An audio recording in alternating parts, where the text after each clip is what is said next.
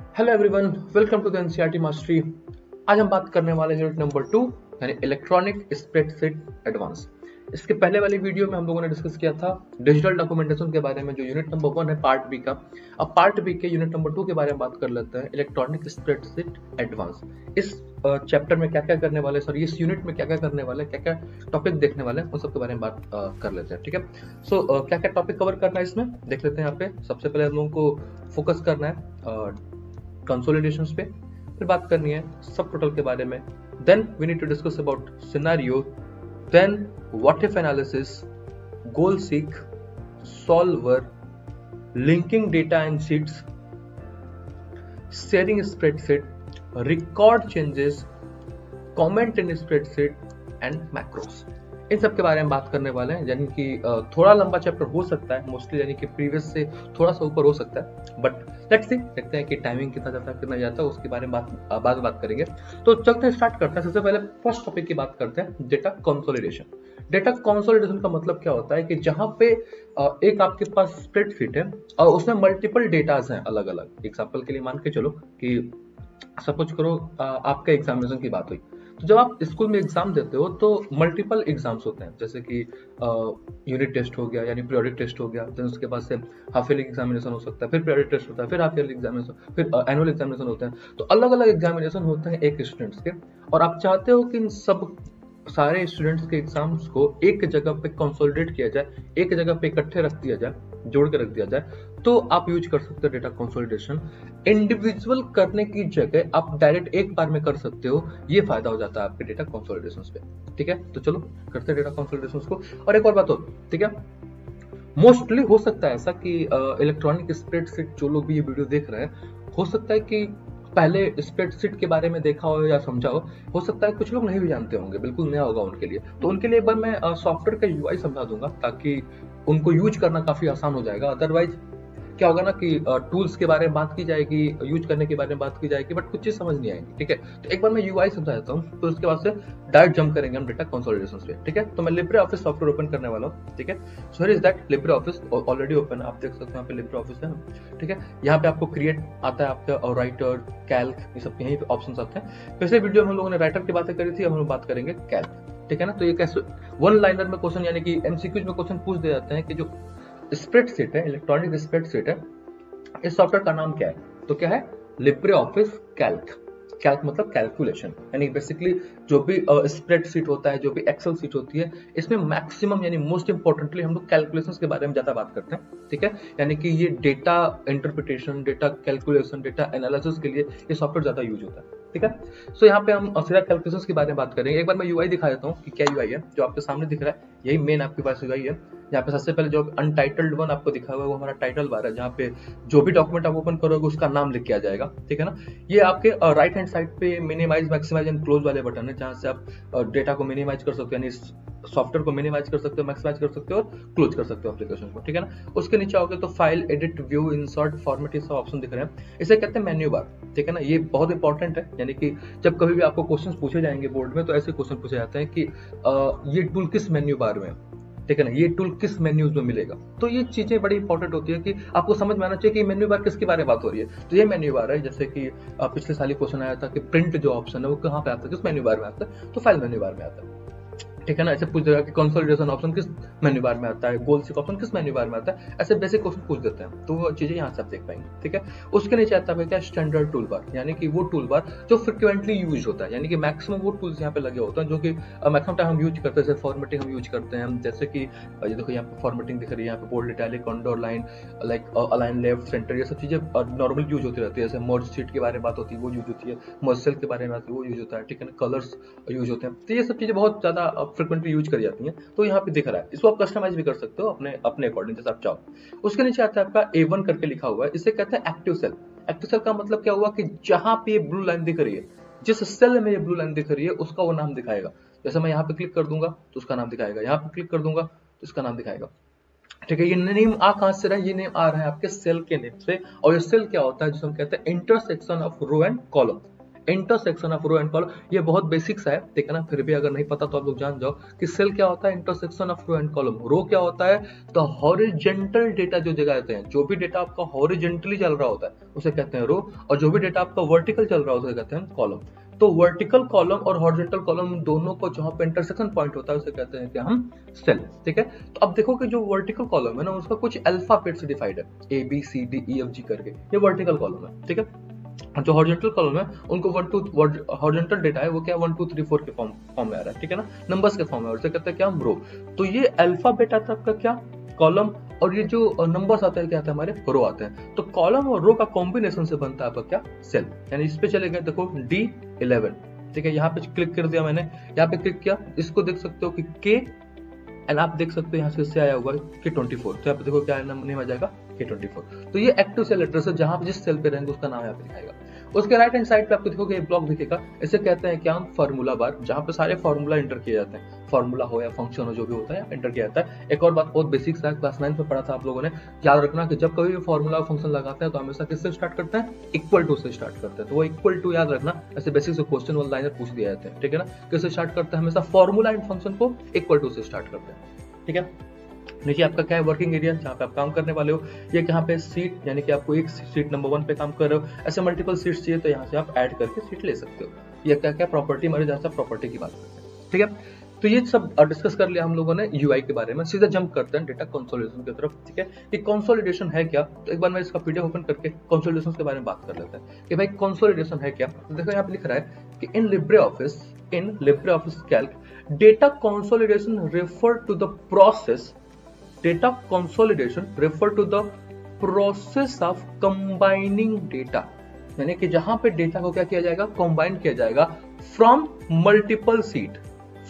Multiple sheet of a spreadsheet into a single sheet by using different built in function like sum, max, mean, average, कुछ भी हो सकता है, ये function कुछ भी हो सकता है, आप सम कर सकते हो, मैक्स कर सकते हो, मीन कर सकते हो, एवरेज कर सकते हो, ये फंक्शन आप यहाँ पे यूज कर सकते हो। बेसिक चीज क्या जानने की बात है, जानने की बात ये है कि process of combining data combine करते हैं कहां से, मल्टीपल सीट से इनटू अ सिंगल सीट।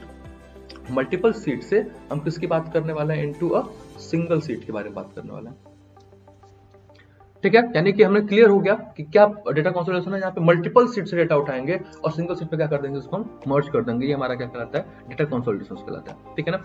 क्या होता है, before consolidating data you need to check to answer the following point, क्या क्या देखना पड़ता है, look at each sheet in a spreadsheet and make sure the type of data are the same as what you want to consolidate. ये बात बिल्कुल सही है, यानी आपको ये चेक करना पड़ेगा कि जिसको आप कंसोलिडेट करना चाहते हो, जिसको आप मर्ज करना चाहते हो, उन सबका डेटा सेम है या नहीं सही है, यानी सबको नंबर से ऐड कर रहे हो ना, किसी को टेक्स्ट वाला फॉर्म तो नहीं है उसको ऐड करने चल रहे हैं। Make sure that level of each sheet are the same that you use for consolidation. ये बहुत जरूरी है, क्यों जरूरी है, क्योंकि हमें पता चल पाएगा कि आप कंसोलिडेट कर पा रहे हो नहीं कर पा रहे हो, लेवल सेम होने चाहिए, है ना। Specify the first column as the main column based on which data will be combined, यानी पहले कॉलम को मेन कॉलम माना जाएगा जहां पे डेटा कंबाइन करने की बात कर रहे होंगे, ठीक है ना। तो ये सारी चीजें इंपॉर्टेंट है, जिसको आप देख सकते हो। चलो स्टार्ट करते हैं कि कैसे हम इसको सम करेंगे, ठीक है।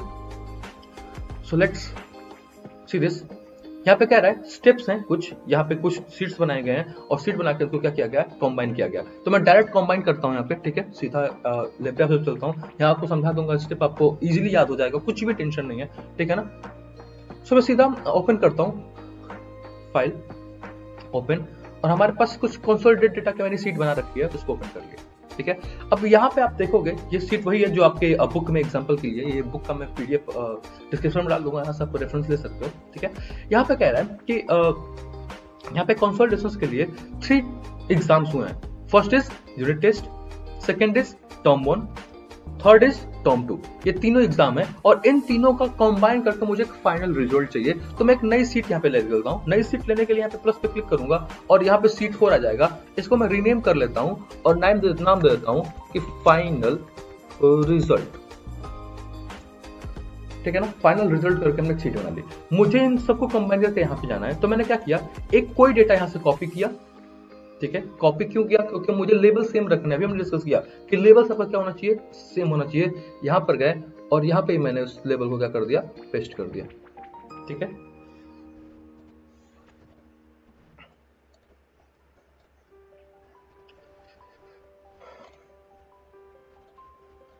इसको मैं लिख देता हूं फाइनल एग्जाम रिजल्ट। डन। ये डेटा कंबाइन करना है, इसको मैं यहां से डिलीट कर देता हूं। डन, ठीक है। सो यूनिट टेस्ट में हमारे पास कुछ मार्क्स थे, यानी कि अमिता का मार्क अलग था, रोहन का मार्क, सर्लिन है, यश है, ग्रेस है, विदित है, इन सबके मार्क्स हैं, ठीक है ना। फिर टर्म 1 में भी सबके मार्क्स हैं, फिर टर्म 2 में भी सबके मार्क्स हैं। मैं फाइनल रिजल्ट में सबके मार्क्स को क्या करना चाहता हूं, कंबाइन करना चाहता हूं। फाइनल रिजल्ट में क्या करना चाहता हूं, सबके मार्क्स को कंबाइन करना चाहता हूं। तो कंबाइन करने के लिए सबसे पहला काम, स्टेप 1 में आप वो एरिया सेलेक्ट करोगे जहां आपको कंसोलिडेट करना है, ठीक है ना। पूरे डेटा पे कंबाइन करना था तो सबको एक बार में सेलेक्ट कर लिया, ये रेंज होगा, ये रेंज सिलेक्शन कहलाता है, ठीक है ना। फिर आप आ जाएंगे सीधा कंसोलिडेट करने के लिए डेटा टूल में, कहा आएगा डेटा, और डेटा में मिलेगा आपको क्या, कंसोलिडेट। डेटा के अंदर मिलेगा क्या, कंसोलिडेट। डेटा मेन्यू बार के अंदर क्या मिलेगा आपको, कंसोलिडेट, ठीक है ना। ये याद रखना, ये सबसे इंपॉर्टेंट पॉइंट बताया मैंने कि कहां पे मिलेगा, तो डेटा मेन्यू बार के अंदर मिलेगा क्या, आपका कंसोलिडेट। कंसोलिडेट पे क्लिक कर दिया, ठीक है ना। अब हमें क्या चाहिए, सोर्स कह रहा है भाई, सोर्स कहां चाहिए, ठीक है ना। देखो फाइनल रिजल्ट के लिए कहां पे रिजल्ट करना है कॉपी, तो हमें दिखा कि फाइनल रिजल्ट B4 वाले पे आना है। B4 मतलब B4 से हमारा ये हेडर से स्टार्ट होगा कहानी, ठीक है ना। कह रहा सोर्स, कहां से सोर्स ले आना है भाई। देखो एक और बात बता देता हूं, ये सोर्स आप रेंज डिफाइन करके भी ला सकते थे, यानी कि यहां से हटा दूं मैं और टूल में ही आऊंगे, डेटा में ही आऊंगा, तो यहां से डिफाइन रेंज करके उस रेंज को पहले भी आप डिफाइन कर सकते हो अपने अपने नेम से, अगर आप चाहो तो। आपको डिफाइन करना चाहते हो तो कर सकते हो, अदरवाइज डायरेक्ट आप कंसोलिडेट यूज करके ये डिफाइन कर सकते हो, ठीक है ना। कहता कि सोर्स चाहिए आपको, सबसे पहले unit test term 1 and term 2 चाहिए, तो यूनिट टेस्ट पे आया और मुझे ये मार्क्स चाहिए एक साथ, तो इन मार्क्स को एक बार में हमने क्या कर लिया, सेलेक्ट कर लिया। सेलेक्ट करने का क्या तरीका था, सिंपल लेफ्ट क्लिक ड्रैग करके सबको सेलेक्ट कर दिया। आप देखोगे कि यहां से यहां तक की जो डेटा है, ये 20 नंबर किस डेटा पे आ रहा है, किस सेल पे आ रहा है, तो आ रहा है B4 पे, और 18 नंबर किस पे आ रहा है, B9 पे। सेल एड्रेस देखने का हमने अभी तरीका बताया कि 20 किस पे आ रहा है, B4 पे, 18 किस पे आ रहा है, B9 पे। तो देखो कि B4 से B9 के बीच में डेटा हमारा यूनिट टेस्ट का सेलेक्ट हो गया, और यहाँ पे क्लिक कर देंगे ऐड, तो ये कंसोलिडेट रेंज यूनिट टेस्ट का ऐड हो जाएगा यहाँ पे, ठीक है। अब मुझे कहना है टर्म 1 पे, टर्म 1 पे, ठीक है, टर्म 1 पे आया, और टर्म 1 पे हमने फिर से इसको क्या करना था, और ऐड करना था डेटा, तो यहाँ से फिर से इसको क्या कर लिया, हमने सेलेक्ट कर लिया, सेम तरीका, सेम सेलेक्ट हुआ। अब देखो term 1 B4 to B9 add, फिर से टर्म 2 पे आए, फिर से सेम तरीके सबको सेलेक्ट कर लिया, फिर से वही चीज हुई, term 2 B4 to B9 add. तो हमने देखा यूनिट टेस्ट भी ऐड हो गया, टर्म 1 भी ऐड हो गया, टर्म 2 भी ऐड हो गया। इन सबके कौन कौन से डेटा ऐड हुए, B4 से B9, B4 से B9। सबको क्या करना है, मुझे सम करना है। सबका फंक्शन क्या यूज करना है, सम। देखो यहाँ से यूज कर सकते थे काउंट, एवरेज, मैक्स, मीन, बहुत सारे फंक्शन आप यूज कर सकते हैं, लेकिन मुझे कौन सा चाहिए यहाँ पे, सम फंक्शन चाहिए, क्योंकि सबका डेटा में क्या करना है, ऐड करना है। ऐड करने के बाद से बस आपको क्लिक कर देना है ओके पे, तो आप देखोगे कि फाइनल जो रिजल्ट है उसके अंदर सारे मार्क्स क्या हो गए, ऐड हो गए, ठीक है ना। आपको बारी बारी से डेटा ऐड करने की जरूरत नहीं पड़ी, आपका काम बहुत आसान हो गया, आपका टाइम बहुत ज्यादा बचा लिया गया, और इजीली सारे नंबर्स क्या हो गए, यहाँ पे ऐड हो गए। तो this is called data consolidation, यानी एक सीट के अंदर मल्टीपल सीट्स हैं, और मल्टीपल सीट्स में अलग अलग डेटा है, उन सबको कंबाइन करके एक अलग जगह पे डेटा बनाना चाहते हो, एक सिंगल सीट पे डेटा बनाना चाहते हो, तो सबसे बेस्ट फीचर कौन सा है आपका, डेटा कंसोलिडेशन। कहां से आता है डेटा कंसोलिडेशन, आपके मेन्यू बार के डेटा के, मेन्यू बार में डेटा है और डेटा के अंदर आता है क्या, कंसोलिडेट। यहां से आप इस चीज को यूज कर सकते हो, ठीक है, समझ गए। डेटा कंसोलिडेशन हो गया हमारा। अब मूव करते हैं नेक्स्ट टॉपिक पे, जो कि हमारे पास सब टोटल, ठीक है। चलो यहां से हटाते हैं, do not save this part, cancel out, आते हैं बुक की तरफ, ठीक है। तो हमने ये देख लिया, अब आते हैं ग्रुप एंड सब टोटल। ग्रुप्स एंड सब टोटल का काम क्या है, पहले ये समझ लेते हैं, ठीक है ना।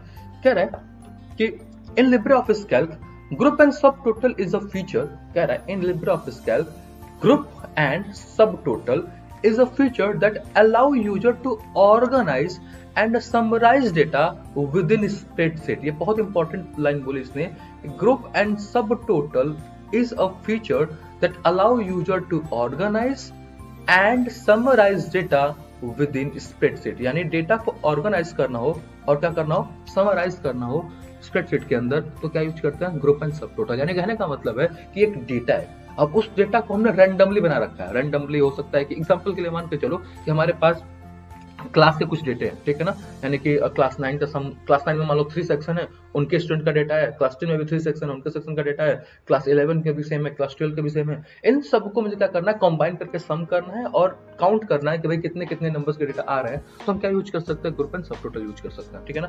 कैसे यूज होता है चलो इसको देखते हैं, ठीक है ना। कह रहा है क्रिएटिंग अ सब टोटल, कैसे क्रिएट करोगे सब टोटल को, ठीक है। कह रहे यहाँ पे एक सीट है और उसके सारे स्टेप्स लिखता हूँ मैं। ये सारे स्टेप मैं पढ़ूं इससे बढ़िया मैं क्या करता हूँ, अप्लाई करके दिखाता हूँ ताकि आप चीजें इजीली समझ पाओ। फिर से आते हैं आपके लिब्रे ऑफिस पे, फिर से आते हैं ओपन पे, एक फाइल ओपन कर लेता हूँ जहां पर हम बात करेंगे सब टोटल की, ठीक है। सब टोटल की बात करेंगे, इसको हमने ओपन कर लिया।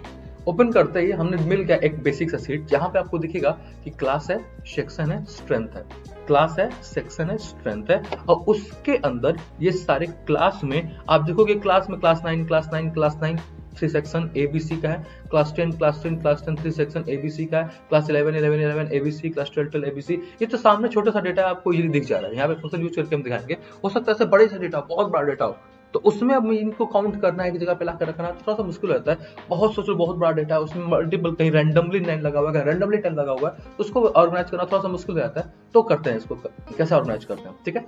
तो क्या करना पड़ेगा, सेलेक्ट करने के लिए आपको डेटा सब टोटल बनाने के लिए फर्स्ट काम स्टेप 1 अगर कहा जाता है तो सेलेक्ट द डेटा। सबसे पहले वो डेटा आप सेलेक्ट कर लो जो आपको यहाँ पे क्या करना है, अप्लाई करना है। उस डेटा को क्या कर लो, यहाँ पे सेलेक्ट कर लो, ठीक है। सेलेक्ट करने के बाद से आपको जाना है कहाँ पे, सब टोटल पे। तो सब टोटल के लिए फिर से वही काम, डेटा और नीचे मिलेगा सब टोटल, ठीक है। डेटा एंड सब टोटल पे क्लिक कर दिया, ठीक है। क्लिक करते ही आपको सब टोटल के यहाँ पे ऑप्शंस मिल जाएंगे। यहाँ पे दिखेगा सबसे पहले first group, second group, third group and options, यानी कि ये ग्रुपिंग है कि किसके अकॉर्डिंग आप ग्रुप बनाना चाहते हो, ठीक है ना। ये वाला क्या है, ठीक है ना, कि एक बार में एक ग्रुप के लिए कुछ अरेंज करना चाहते हो, टू ग्रुप के लिए अरेंज करना चाहते हो, 3 ग्रुप के लिए अरेंज करना चाहते हो, उसके ऊपर डिपेंड करता है, ठीक है ना। कल ग्रुप बाई किसके अकॉर्डिंग ग्रुप करना चाहते हो, तो आपको देखो कि इस टेबल के अंदर ना, इस टेबल के अंदर हमारे पास 3 डेटा है, क्लास का, सेक्शन का, स्ट्रेंथ का। तो क्या क्या आप क्लास वाइज करना चाहते हो, सेक्शन वाइज करना चाहते हो या स्ट्रेंथ वाइज करना चाहते हो, ठीक है ना। तो मुझे ग्रुपिंग क्लास वाइज करनी है, क्लास की एक ग्रुप बनानी है। 9 का एक ग्रुप बन जाए, 10 का अलग ग्रुप बन जाए, 11 का अलग ग्रुप बन जाए, 12 का अलग ग्रुप बन जाए, तो मुझे ग्रुपिंग क्लास वाइज करनी है। तो ये चीज यहीं पे हो गई, ठीक है ना। कह रहा कैलकुलेट सब टोटल पर, क्या कैलकुलेट करना चाहते हो। सबसे पहले ये कैलकुलेट करना चाहता हूँ कि क्लास 9 के कितने सेक्शन है, ठीक है ना। तो मैं सेक्शन पे क्लिक कर दूंगा और सेक्शन में मुझे सम नहीं करना, उसको क्या कर देना, काउंट करना, ठीक है ना। कितने सेक्शन है, how many number of the section, तो यानी कि मुझे ये काउंट करना है कि कितने सेक्शन है यहाँ पे। तो मैं सबसे पहला एक ग्रुप चलाऊंगा, उसमें क्या होगा, सेक्शन के काउंट डाले जाएंगे, ठीक है ना। फिर हमने कहा सेकंड ग्रुप में मुझे किसके अकॉर्डिंग ग्रुप करना है, क्लास के अकॉर्डिंग। बट इस बार मुझे काउंट नहीं करना कितने सेक्शन है, मुझे इस बार बताना है कि क्लास 9 में स्ट्रेंथ कितनी है। तो क्लास 9 में क्या होगा कि 32 35 34 इन तीनों को ऐड किया जाएगा, तो कहां जाएगा, आपके स्ट्रेंथ वाले पार्ट पे क्लिक कर देंगे। अब काउंट में हम सम पे क्लिक करेंगे। तो हमने 2 ग्रुप अप्लाई किया, फर्स्ट ग्रुप में हमने काउंट अप्लाई किया, ठीक है ना, और सेकंड ग्रुप में हमने फंक्शन सम अप्लाई किया। यही चीज है, आपको सब टोटल में अगर क्वेश्चन पूछता है तो ऐसे क्वेश्चन आ सकते हैं कि ग्रुपिंग कितने बार कर सकते हो, ठीक है ना, ग्रुप वाइज कैसे होते हैं, एंड कैलकुलेट सब टोटल फॉर, किसके अकॉर्डिंग कैलकुलेट करना चाहते हो और क्या फंक्शन लगाना चाहते हो, ठीक है ना। तो ये लिख सकते हो कि फंक्शन भी आप लगा सकते हो सब टोटल के अंदर। तो ये जैसे हमारा सब कुछ ऑर्गेनाइज हुआ, हम इसको क्या कर देंगे, ओके कर देंगे। जैसे ही हम ओके करेंगे आपको दिख जाएगा कि जो क्लास है 999, इस क्लास 9 का सम दिखा दिया, क्लास 9 में कितने बच्चे होंगे 101, और कितना सेक्शन है यहाँ पे 3। सेम तरीके से 10 में कितने बच्चे हैं 91, एंड कितने सेक्शन है 3। 11 में कितने बच्चे हैं 107, और कितने सेक्शन है 3। 12 में कितने बच्चे हैं 110, एंड कितने सेक्शन है 3। तो यहाँ से दिख जाएगा कि टोटल हमारे पास क्लासेस कितनी हो गई 12, और कितने बच्चे हमारे पास है 409। तो एक बार में सारा डेटा मुझे मिल जाएगा, अदरवाइज मुझे बारी बारी से सबको क्या करना पड़ता, सम करना पड़ता, सम करके डालना पड़ता, तो टाइम टेकन प्रोसेस हो जाता। तो अब इतना हमारा पूरा फोकस इंटरप्रिटेशन पे होना चाहिए, ये सब कैलकुलेशन पे नहीं होना चाहिए जो आपको कैल्क बाय डिफॉल्ट आपको प्रोवाइड कर रहा है, ठीक है। तो यही चीजें आप यहाँ पे भी देखोगे, बुक के अंदर भी यही चीजें सेम मेंशन है, ठीक है ना। आप यहाँ पे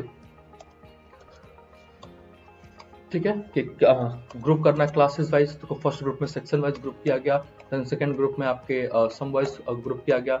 सो करने के बाद से यहाँ पे डेटा आपको दे दिया गया, तो दिस इज कॉल्ड योर सब टोटल, ठीक है। टू टॉपिक हमने कवर कर लिया, कंसोलिडेशन डेटा, देन हमने समझ लिया कि कैसे हम सब टोटल करते हैं। आते हैं एक और टॉपिक पे, व्हाट इफ एनालिसिस के सिनेरियोज पे, ठीक है ना। इस सिनेरियोज वाले टॉपिक पे आते हैं कि सिनेरियोज क्या क्या है, ठीक है ना, इसके बारे में बात करते हैं। इसमें क्या होता है, अगर बेसिक बात किया जाए, थोड़ा सा इसको डिटेल में समझ भी लेते हैं कि कह रहा है कि इन A what if scenario is a collection of value applicable for calculation in a spreadsheet. In LibreOffice Calc, multiple scenario can create on a single sheet. Each scenario is assigned as a name and the formatting style. By defining different set of value for a variable within a model, user can explore how changes in these variable affect the outcome or result of their calculation. ये line ही सबसे important line है, कह रहा है कि user can explore how changes in these variable affect the outcome और result of their calculation. यानी कि सिनेरियो क्या कहता है कि आप एक पर्टिकुलर सीट बनाइए, उस सीट में अलग अलग कंडीशन दे दीजिए, अलग अलग आउटकम्स दे दीजिए, ठीक है ना। अलग अलग कंडीशंस पे अलग अलग आउटकम्स आएंगे और उसको आप चेक करके देख सकते हो कि भाई इस आउटकम से कैसे कैसे रिजल्ट आएंगे। एग्जांपल के लिए मान के चलो कि सपोज करो कि आपको कुछ लोन लेने हैं, कुछ पैसे लेने हैं किसी बैंक से, ठीक है ना। अगर आपको फॉलो 50,000 का आपको लोन लेना था, ठीक है ना, तो आप अलग अलग जगह जाके पता तो करना चाहेंगे ना कि भाई साहब अगर हम SBI में गए तो 50,000 का लोन ले रहे हैं तो कितना इंटरेस्ट रेट पे आएगा। हो सकता है HDFC में जाओगे कुछ और मिलेगा, ICICI में जाओगे कुछ और मिलेगा, ठीक है ना, PNB में जाओगे कुछ और मिलेगा। तो अलग अलग बैंक में अलग अलग इंटरेस्ट रेट होते हैं, तो मुझे वो अमाउंट कैलकुलेट करना हो, चेक करना हो, तो डायरेक्ट मैं यूज कर सकता हूँ किसके थ्रू, सिनेरियोस के थ्रू, कि अलग अलग हमने डेटा बना दिया और चेक कर लिया गया कि कितने कितने इंटरेस्ट रेट कितने पे आ रहे हैं और कितना EMI हमें पे करना पड़ेगा। हो सकता है ऐसा भी हो सकता है कि मैं क्या करूँ कि एक सीट बना दूं, ठीक है ना, उसमें सारे बच्चों के जो स्टूडेंट्स के मार्क्स हमने आए थे, जैसे हमने अभी चेक किया था कि यूनिट 1 है, यूनिट टेस्ट है, टर्म 1 है एंड टर्म 2 है, इन सबके जो मार्क्स हमने यहाँ पे डिफाइन किए हैं, हो सकता है कि बच्चों के अकॉर्डिंग, यानी एक बच्चे के कितने कितने मार्क्स आए हैं उसके अकॉर्डिंग मैं सिनेरियो बनाना चाहता हूँ, उसके अकॉर्डिंग मैं डेटा बनाना चाहता हूँ, तो मैं सिनेरियो के थ्रू बना सकता हूँ, ठीक है ना। तो वही एग्जाम्पल हम लेते हैं, ठीक है ना। उसी एग्जांपल्स को लेके यहाँ पे क्लियर किया जाएगा कि हमारे पास कुछ बच्चे हैं, उन बच्चों के नेम्स हमें यहाँ पे क्या करना है, डिफाइन करना है, ठीक है। तो चलो सिनेरियोस को भी करते हैं यहाँ पे कंप्लीट। स्टेप में डायरेक्ट यहाँ पे करके दिखाऊंगा ताकि आपको याद हो जाए, ताकि आपको समझ आ जाए, ठीक है ना। चलिए फिर से मैं ओपन करता हूँ सिनेरियोस के काम के लिए, ठीक है ना। ओपन, और हमें चाहिए क्या, सिनेरियोस, इसको हमने ओपन कर लिया, ठीक है। तो यहाँ पे कुछ सेटअप किया गया है। सेटअप ये क्या है कि showing student marks using scenario, यानी कि स्टूडेंट के मार्क्स में दिखाना चाहता हूँ किसके थ्रू, सिनेरियो को यूज करके। जैसे यहाँ पे नेम अमिता का मार्क्स है यहाँ पे 20, 38 एंड 37, 95 करके।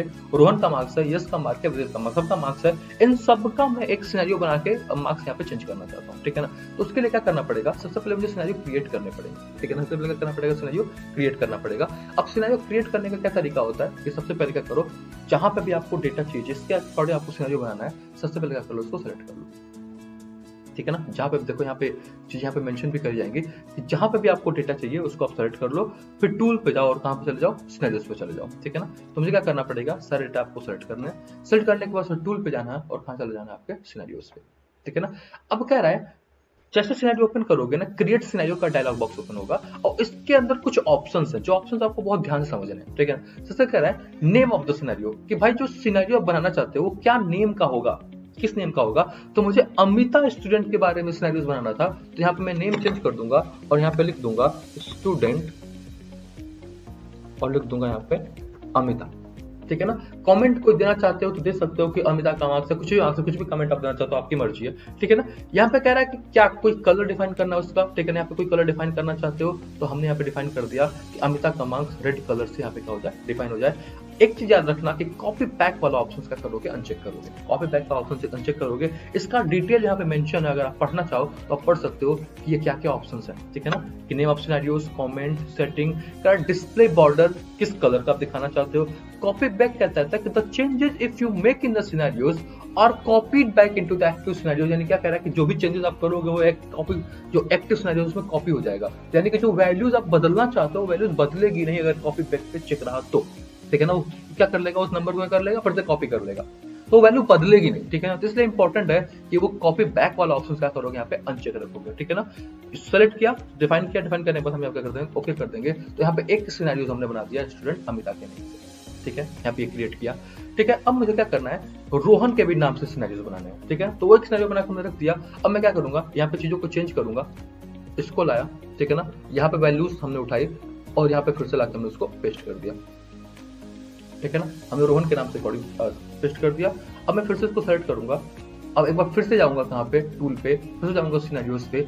अब मैं स्टूडेंट रोहन के नेम से बनाया, स्टूडेंट रोहन, फिर से वही चीज दे सकते हो, कलर चेंज करना है, मैंने यहाँ पे अब की बार ग्रीन रख दिया, कॉपी बैक को अनचेक कर दिया, ओके कर दिया, ठीक है ना। यानी कि अगर यहाँ पे ड्रॉप डाउन करके देखोगे तो अगर अमिता का नंबर देखना है तो भी आप देख सकते हो, अगर आपको रोहन का नंबर देखना है तो भी आप देख सकते हो। आई बात समझ में, ठीक है ना। सेम तरीके से मुझे यस का चाहिए तो फिर से मैं यस को क्या करेगा, यहाँ पे सेलेक्ट किया, ठीक है ना, और यहाँ पे फिर से लाके उसको क्या कर दिया, पेस्ट कर दिया, ठीक है। फिर से एक सिनेरियो बना सकता हूं मैं कि सबको एक बार सेलेक्ट करो, सेलेक्ट करने के बाद जाओ कहाँ पे, टूल पे, फिर से जाओ कहाँ पे, सिनेरियोस पे, और हमें क्या है, यस के बारे में बनाना था, तो यहाँ पे फिर से मैं देख सकता हूँ कि स्टूडेंट, और यहाँ पे लिखा हमने क्या, यश, ठीक है। अगेन कॉपी बैक हटा दिया, अगेन यहाँ पे हमने रख दिया क्या, टू, कलर अपनी मर्जी, ठीक है, ओके कर दिया। तो यहाँ पे देखोगे एक सीट के अंदर अमिता के नेम से भी डेटा बन गया, रोहन के नेम से भी बन गया, और यस के भी नेम से बन गया। तो एक सीट बनेगी, इसमें अलग अलग स्टूडेंट के नेम से डेटा बनाया जा सकता है सिनेरियोस के थ्रू, और उनके रिजल्ट्स बारी बारी से अलग अलग करके यहाँ पे चेक किया जा सकता है, जो कि क्या हो जाएगा, बहुत आसान तरीका हो जाएगा हमारे लिए, ठीक है। क्लियर है, आई थिंक ये बहुत अच्छे से क्लियर हो चुका होगा कि सिनेरियोस के सिनेरियोस होते क्या हैं, कैसे इसको बनाते हैं, कैसे क्रिएट करते हैं। स्टेप बहुत आसान है, क्या करना है कि सबसे पहले आपको वो डेटा सेलेक्ट कर लेना है जिसके लिए सिनेरियोस क्रिएट करना है, ठीक है ना। देन उसके बाद से टूल और सिनेरियोस ऑप्शन पर चले जाने हैं। जैसे सिनेरियोस ऑप्शन पे आप जाओगे, वहां पे आपको ऑप्शन मिलेगा कि सिनेरियोस का नेम क्या रखना है, कोई कमेंट क्या डालना है, और कलर क्या डिफाइन करना है। फिर उसके बाद कॉपी बैक के ऑप्शन को क्या करोगे, अनचेक कर दोगे, ताकि डेटा कॉपी ना हो, क्योंकि अगर चेंजेस दिखाने हैं तो रिफ्लेक्ट करेंगे नहीं, वो सेम चेंजेस आएंगे, बस नेम चेंज होता चला जाएगा, ठीक है। ऐसे ऑप्शन का इतना स्टेप था, हो जाएगा, ठीक है। आगे बढ़ते हैं, सिनेरियोस हो गया। अब जस्ट नेक्स्ट टॉपिक के बारे में बात करते हैं कि नेक्स्ट टॉपिक है क्या हमारे पास। After scenarios we have a using what if analysis. What if analysis के बारे में बात करते हैं, ठीक है ना। व्हाट इफ सिनेरियोस के बारे में हम लोगों ने बात करी, अब हम बात करेंगे व्हाट इफ एनालिसिस के बारे में बात करेंगे। What if analysis generally two type के होते हैं, यहाँ पे कह रहा है one input analysis and two input analysis, ठीक है ना। यानी कि मुझे एक पर्टिकुलर वैल्यूज के अकॉर्डिंग चेक करके देखना है कि ये वैल्यूज के अकॉर्डिंग क्या क्या बदलाव आ सकता है, किस मतलब कोई सिचुएशन है, उस सिचुएशन में कैसे कैसे मार्जिन आ सकते हैं। एग्जांपल के लिए देख सकते हो, यहाँ पे एग्जांपल लिखा हुआ है, ठीक है, पहले ये पढ़ लेते हैं। कह रहा है what if analysis involve exploring how changes in input variable affect the result of a formula और अ मॉडल। यानी कि कैसे इनपुट पूरे मॉडल के वैल्यूज को क्या कर सकता है, अफेक्ट कर सकता है। This analysis can be conducted with one input variable. ये इंपॉर्टेंट है, पूछ देता है कि व्हाट इफ एनालिसिस में कितने टाइप के इनपुट हो सकते हैं। तो वन इनपुट हो सकता है, और क्या हो सकता है, टू इनपुट हो सकता है। तो वन इनपुट एनालिसिस होता है और टू इनपुट एनालिसिस होते हैं। वन इनपुट में कह रहा है एक इनपुट देना पड़ेगा, टू इनपुट में कह रहा है दो इनपुट देने पड़ेंगे, ठीक है ना। और इस नाम का है कि इसका डेटा मल्टीपल ऑपरेशन के नेम से आता है। एक एग्जांपल है, उस एग्जांपल से चीजों को समझते हैं और सीधे स्टेप पे मूव करते हैं, ठीक है। कह रहा है लेट्स टेक एन एग्जांपल, एक एग्जांपल लो कि to conduct an analysis with one input variable, ठीक है ना। Suppose you run a cafe where you sell a sandwiches of 8 rupees, यानी 8 रुपए का सैंडविच आप बेच रहे हो, ठीक है ना। Cost for this is 3 rupees. उसको बनाने की कॉस्ट कितनी आ रही है, 3 रुपए आ रहे हैं, ठीक है ना। कह रहा है on top of that you have a fixed monthly expenses of 2000 rupees, यानी 2000 रुपए का मंथली एक्सपेंस आपके पास है। कह रहा how would your monthly profit और loss be affect by number of sandwiches sold. यानी कह रहा आपको चेक करना है कि कितना मैं सैंडविच बेचूंगा, कितना सैंडविच मैं सेल करूंगा, जिससे मेरा प्रॉफिट या लॉस अफेक्ट करेगा, ठीक है ना। यानी कि मुझे पता है कि भाई एक हमारे पास शॉप है, उस सैंडविच बनाने के 8 रुपए, मैं 8 रुपए चार्ज करूंगा बेचने के, ठीक है ना। बनाने के 3 रुपए लग रहे हैं, ठीक है ना। मार्जिन कितना हुआ, 5 रुपए का हो गया। ऑलरेडी हमारे पास फिक्स कास्ट है 2000 रुपीज की। तो मुझे कितना सैंडविच बेचना पड़ेगा कि ये सारा ओवरकम होकर मुझे प्रॉफिट मिले, सारा कुछ ओवरकम होकर मुझे प्रॉफिट मिले। इसके लिए मुझे एक एनालिसिस रन करनी पड़ेगी। तो यहाँ पे वन इनपुट एनालिसिस की बात करते हैं, ठीक है। कह रहा है एंटर द डेटा। किस तरीके से बात की जाएगी, सीधा मैं जंप करता हूं आपके प्रैक्टिस की तरफ ताकि आप इजीली इसको समझ पाओ, ठीक है। तो यहाँ पे फिर से मैं क्या करूंगा, फाइल ओपन, और बात करेंगे हम यहाँ पे मल्टीपल ऑपरेशंस, ठीक है ना। मल्टीपल ऑपरेशंस को हमने यहाँ पे कर लिया, ओपन कर लिया, ठीक है। अब हमारे पास वही सेम डेटा मैंने यहाँ पे रखा कि सेलिंग प्राइस कितनी है 8, कॉस्ट प्राइस कितनी है 3, मंथली कॉस्ट प्राइस कितनी है यहाँ पे 2000 रुपीज, यानी मंथली जो फिक्स कॉस्ट है वो क्या है 2000 रुपीज की, ठीक है ना। एक बार हमने कहा कि अगर हमने 1000 सैंडविच बेचे ठीक है ना। एग्जाम्पल के लिए मान लो हमने 1000 सैंडविच बेचे, तो क्या प्रॉफिट आएगा इसके अंदर प्रॉफिट आएगा 3000 रुपीज के। कैसे प्रॉफिट निकाला हमने, कैलकुलेट करके निकाला। यहाँ पे देखो फॉर्मूला लगा रखा है, ठीक है ना। फॉर्मूला क्या लगा रखा है कि सबसे पहले भाई अगर आपको चेक करना है, ठीक है ना, आपको चेक करना है, प्रॉफिट चेक करना है, तो देखना पड़ेगा ना कि क्या सेल किया, क्या इतना सेल की, सेलिंग कितनी थी आपकी, ठीक है ना। तो हमने देखा कि 1000 नंबर ऑफ सैंडविच सोल्ड है, तो मल्टीप्लाई बाई 8 करोगे तो जाएगा 8000 रुपीज। यहाँ पे सीधा सीधा सेल किया आपने, ठीक है ना।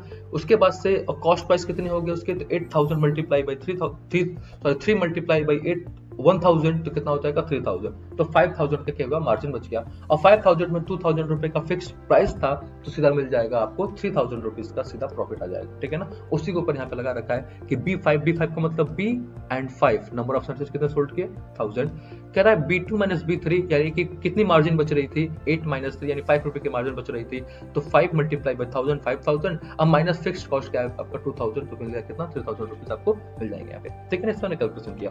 फिर कह रहा है कि हमने साइड से एक डेटा रखा के देखा कि अगर 100 सैंडविच बेचूंगा तो क्या होगा, 500 बेचूंगा तो क्या होगा, 1000 बेचूंगा तो क्या होगा, 1500 बेचूंगा तो क्या होगा। ये एक सिस्टम बना रखा कि इसको मुझे चेक करना है कि हर एक नंबर पे कितना प्रॉफिट आएगा। तो बार बार मुझे फॉर्मूला लगा के यहाँ पे कैलकुलेट करना पड़ेगा। ये सब करने से बेहतर है मैं सीधा लगा लूं मल्टीपल ऑपरेशंस पे। तो एक बार मैं क्या करूंगा, सबको एक साथ सेलेक्ट कर लूंगा, ठीक है ना, पूरे डेटा को। ये याद रखना कि आपके नंबर ऑफ सैंडविचेस सेलेक्ट हो रहे हैं और साथ साथ में प्रॉफिट लॉस वाला भी कॉलम जो ब्लैंक है वो भी क्या हो रहा है, सेलेक्ट हो रहा है मल्टीपल ऑपरेशंस के लिए। अब आपको मल्टीपल ऑपरेशंस यहाँ पे लगाने हैं तो सीधा जाना पड़ेगा डेटा पे, ठीक है ना। डेटा के पास जाना पड़ेगा यहाँ पे मल्टीपल ऑपरेशंस पे, ठीक है ना। ये याद रखना किस मेन्यू में गए, किस मेन्यू में गए, डेटा मेन्यू में गए और क्या चुन के हमने मल्टीपल ऑपरेशन। अभी तक जो कुछ भी सीखा आपने, कंसोलिडेट सीखा वो भी डेटा के अंदर था, सब टोटल वो भी डेटा के अंदर था। अब मल्टीपल ऑपरेशन वो भी किसके अंदर है, डेटा के अंदर है, ठीक है ना। सिनेरियो वाला पार्ट था वो टूल के अंदर था, ठीक है। मल्टीपल ऑपरेशन पे गए, कह रहा फॉर्मूला क्या लगना है, तो प्रॉफिट लॉस वाला लगना है, हमने यहाँ पे डिफाइन कर दिया, ठीक है ना। रो इनपुट सेल नहीं, ये देखो अब क्या है डी में पूरा वर्टिकल यानी वर्टिकल फॉर्म में डेटा चला गया। वर्टिकल फॉर्म में डेटा क्या है, तो रो इनपुट की बात नहीं करेंगे, किसकी बात करेंगे हम, कॉलम इनपुट की बात करेंगे। और कॉलम इनपुट चेंज कहां से हो रहा है, नंबर ऑफ सैंडविचेस सोल्ड कहां पे, यहाँ पे चेंज हो रहा है ये वाला सेल, ठीक है ना। ये वाला कॉलम चेंज हो रहा है B5 वाला। इसके अकॉर्डिंग मुझे चेक करना है कितनी कितनी वैल्यूज आएंगी, ओके कर देंगे। तो दिख जाएगा कि अगर 100 सैंडविच बेचोगे एक में तो आपको कितना मिलेंगे, 1500 का लॉस आएगा, ठीक है ना। अगर 500 बेचोगे तो आपको 500 का ही प्रॉफिट आएगा, ठीक है ना। जितना आप बेचोगे उतना ही आपको प्रॉफिट मिल जाएगा। 1000 बेचोगे तो 3000 आएंगे, 1500 बेचोगे तो प्रॉफिट बढ़ जाएगा, 5500 हो गया, ठीक है ना। 2000 बेचे तो 8000 का प्रॉफिट होगा। अंडरस्टैंड, यानी जिस तरीके से नंबर ऑफ सैंडविचेस इंक्रीज होंगे सेल्ड होने, उस तरीके से हमारे पास क्या हो जाएगा, प्रॉफिट लॉस होते चले जाएंगे, ठीक है ना। जैसे जैसे सैंडविच सेल्ड होंगे वैसे से प्रॉफिट लॉस क्या होंगे, बनते स्टार्ट हो जाएंगे। अंडरस्टैंड, ठीक है। आगे बढ़ते हैं, ठीक है। एक बार जब चीजें क्लियर हो गई, अब यहाँ पे डिफाइन कर लिया हमने, ठीक है। अब सोचो कि 2 इनपुट वेरिएबल्स हमें चेंज करना है। 2 इनपुट वेरिएबल के लिए मैं यहाँ पे थोड़ा सा चेंजेस लाता हूँ, ठीक है ना। इसको मैं डिलीट कर देता हूँ। डिलीट करने के बाद मैं कॉस्ट प्राइस को थोड़ा सा ऐड करता हूँ, ठीक है। तो यहाँ से एक सेल, एक रो एंटर कर लेता हूँ यहाँ पे, ठीक है ना। अब उस एंटर में हमने कॉस्ट प्राइस यहाँ पे डिफाइन कर देना है। सपोज करो कॉस्ट प्राइस यहाँ पे 2 रुपीज था, देन 3 रुपीज था, देन 4 रुपीज था, देन 5 रुपीज था, ठीक है। इन सबको कंबाइन करके मैं यहाँ पे दे देता हूँ क्या, कॉस्ट प्राइस,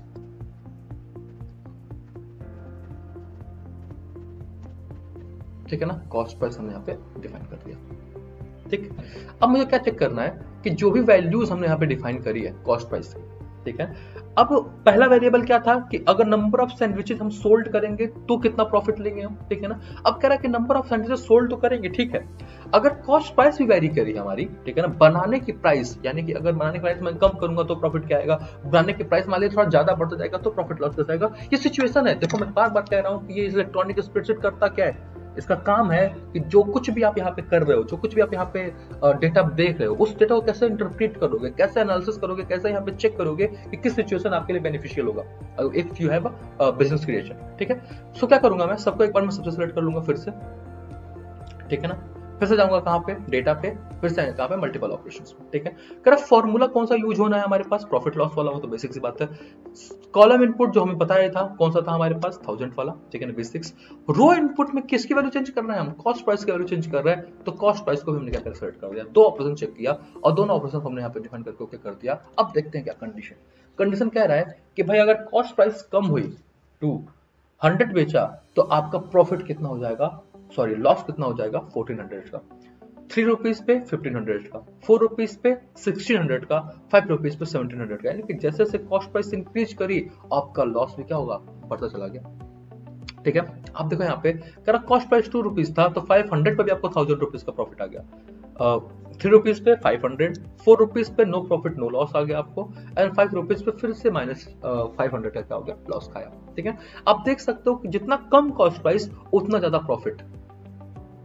ठीक है ना, जितना ज्यादा कम प्राइस है उतना ज्यादा आपको प्रॉफिट होता चला जा रहा है। ठीक है, तो इसके अकॉर्डिंग आप चेक कर सकते हैं और ये डेटा आपको निकाल के देख सकता है। This is called multiple operation और what if analysis. What if analysis में क्या क्या देखा हम लोगों ने, वन इनपुट एनालिसिस है, two input analysis. One input analysis हमने बताया कि कितने नंबर ऑफ सैंडविचेस सोल्ड करेंगे तो क्या प्रॉफिट एंड लॉस आएगा। टू इनपुट एनालिसिस ने बताया कि अगर आपने नंबर ऑफ सैंडविचेस सेल किए ठीक है, कॉस्ट प्राइस को भी अगर आपने वेरी की तो क्या प्रॉफिट एंड लॉस है। ठीक है ना, वो सब चीज यहाँ पे डिफाइन कर दी, इसके अकॉर्डिंग हम डेटा क्या कर सकते हैं, इंटरप्रेट कर सकते हैं। This is called our multiple operation. Understand. ठीक है, let's move on to the next part, आगे बढ़ते हैं। ठीक है, अब आते हैं गोल सीक की तरफ। ठीक है, गोल सीक क्या कर रहा है इसके बारे में समझते हैं। ठीक है, इसके बारे में समझते हैं कि भाई गोल सीक है क्या। कह रहा है कि goal seek is a tool, यहाँ पे सीधा मेंशन कर रहा है कि goal seek is a tool used to find the input value required to achieve a desired outcome। ठीक है ना, ये बड़ा इंपॉर्टेंट है, required to achieve a desired outcome। ठीक है ना, नाम ही है गोल सीक, यानी गोल का डिजायर। ठीक है ना, जो आप चाहते हो वो डिजायर के लिए किसकी वैल्यूज में आपको चेंज करने पड़ेंगे, क्या वैल्यूज चेंज करनी पड़ेंगे तो वो डिजायर आप क्या कर पाओगे, अचीव कर पाओगे। ठीक है ना, कर it allow you to set a target value for each cell and then adjust the value of the another cell until the target value is achieved. क्या कह रहा है, ये अलाउ करेगा you to set the target value, अपना target value को आप खुद से डिफाइन कर दो, सेट कर दो फॉर अ सेल, किसी सेल के लिए, and then adjust the value of another cell until the target value is achieved. यानी कि एक वैल्यू को चेंज करना है कब तक, जब तक आप टारगेट अचीव ना कर पाओ। ये हमारा क्या कहलाता है, गोल सीक कहलाता है। ठीक है ना, इसके लिए एक सिचुएशन दी है, सिचुएशन को समझते हैं। ठीक है ना, सिचुएशन कह रहा है कि let's use a example. Let's use the example to illustrate the concept of the goal seek. Imagine you operate a small bakery where you sell 50 pastry for 20 each. यानी कि मान हमारे पास एक बेकरी है और 50 क्या कर रहे हैं, 50 पेस्ट्री हम सेल कर रहे हैं और हर एक पेस्ट्री को बेचने का कॉस्ट कितना है ना, मतलब कितना सेलिंग प्राइस है हमारे पास, ₹20 है। कह रहा है इट कॉस्ट यू ₹8, यानी ₹8 का क्या हो रहा है, कॉस्टिंग ₹8 लग रहा है बनाने में। ठीक है ना, और ₹20 उसको बेच रहा है, कितना हम सेल कर रहे हैं, 50 सेल कर रहे हैं। ठीक है, additionally you have a fixed monthly expense of 1500। पिछला सिचुएशन ही है कि फिक्स इनकम है। Currently the bakery is experiencing a loss, यानी कि करंटली जो हमारा बेकरी है वो लॉस में जा रहा है। ठीक है ना, let's calculate how many pastry you need to sell each month to cover your fixed cost to achieve the profit of loss 1500। यानी कि 1500 की प्रॉफिट हमें अचीव करनी है तो हमें चेक करना पड़ेगा कितनी पेस्ट्री हमें बेचनी पड़ेगी। ठीक है ना, यानी कि टारगेट वैल्यू डिफाइन है कितना, 500, और क्या हमें चेंज करना है, नंबर ऑफ पेस्ट्रीज। ठीक है ना, कितना नंबर ऑफ पेस्ट्री में सेल करूं कि ये प्रॉफिट है वो अचीव हो जाए कितने पे, 1500 पे। टारगेट हम सेट करना चाहते हैं। मल्टीपल ऑपरेशन जो आपने किया था वहां पे ये चीज नहीं थी, वहां पे क्या था, आप अनुमान लगा रहे थे, नंबर ऑफ सैंडविचेस सेल करके अनुमान लगा रहे थे। यहाँ पे कह हमने प्रॉफिट डिवाइड कर दिया कि 1500 है, उसमें कितने नंबर ऑफ पेस्ट्रीज हमें बेचनी पड़ेंगी इसके बारे में बात करनी है। ठीक है ना, तो यहाँ पे एक डेटा है नंबर ऑफ पेस्ट्रीज के बारे में, सेम तरीके से डेटा हमारे पास है, उस डेटा को मैं दिखा देता हूँ। ठीक है ना, और जंप करके सीधा गोल सीक को यहाँ पे यूज करते हैं। ठीक है ना, फाइल ओपन और यूज करते हैं सीधा गोल सीक को। ठीक है ना, ओपन किया हमारा गोल सीक, गोल सीक ओपन होते हैं। यहाँ पे कह रहा है number of pastry sold 50, selling price 20, fixed cost price 1500 and total variable cost 8। ठीक है, तो भाई कह रहा है टोटल रेवेन्यू कितना होगा। ठीक है ना, टोटल रेवेन्यू कितना होगा, अगर आपको रेवेन्यू पता करनी है तो कितना होगा, इक्वल टू रेवेन्यू चाहिए होगा तो कितना पेस्ट्री आपने बेचा, ठीक है ना, मल्टीप्लाई बाई कितने उससे पैसे बने। ठीक है ना, तो ये हो जाएगा हमारा टोटल रेवेन्यू। जा, ठीक है ना, तो चेक कर लेते हैं। ठीक है, B5 टोटल रेवेन्यू कितने आएंगे, ठीक है ना, ₹1000। फिर क्या रहा हमारे पास टोटल कॉस्ट कितने होंगे, टोटल कॉस्ट की अगर बात कर रहे हैं तो क्या रहा B3 B1 इंटू B4, यानी कि हमें टोटल कॉस्ट के बारे में बात करनी है कि टोटल कॉस्ट कितना आएगा। ठीक है, तो कॉस्ट निकालने के लिए कितना कॉस्ट हम यहाँ पे अप्लाई किए थे,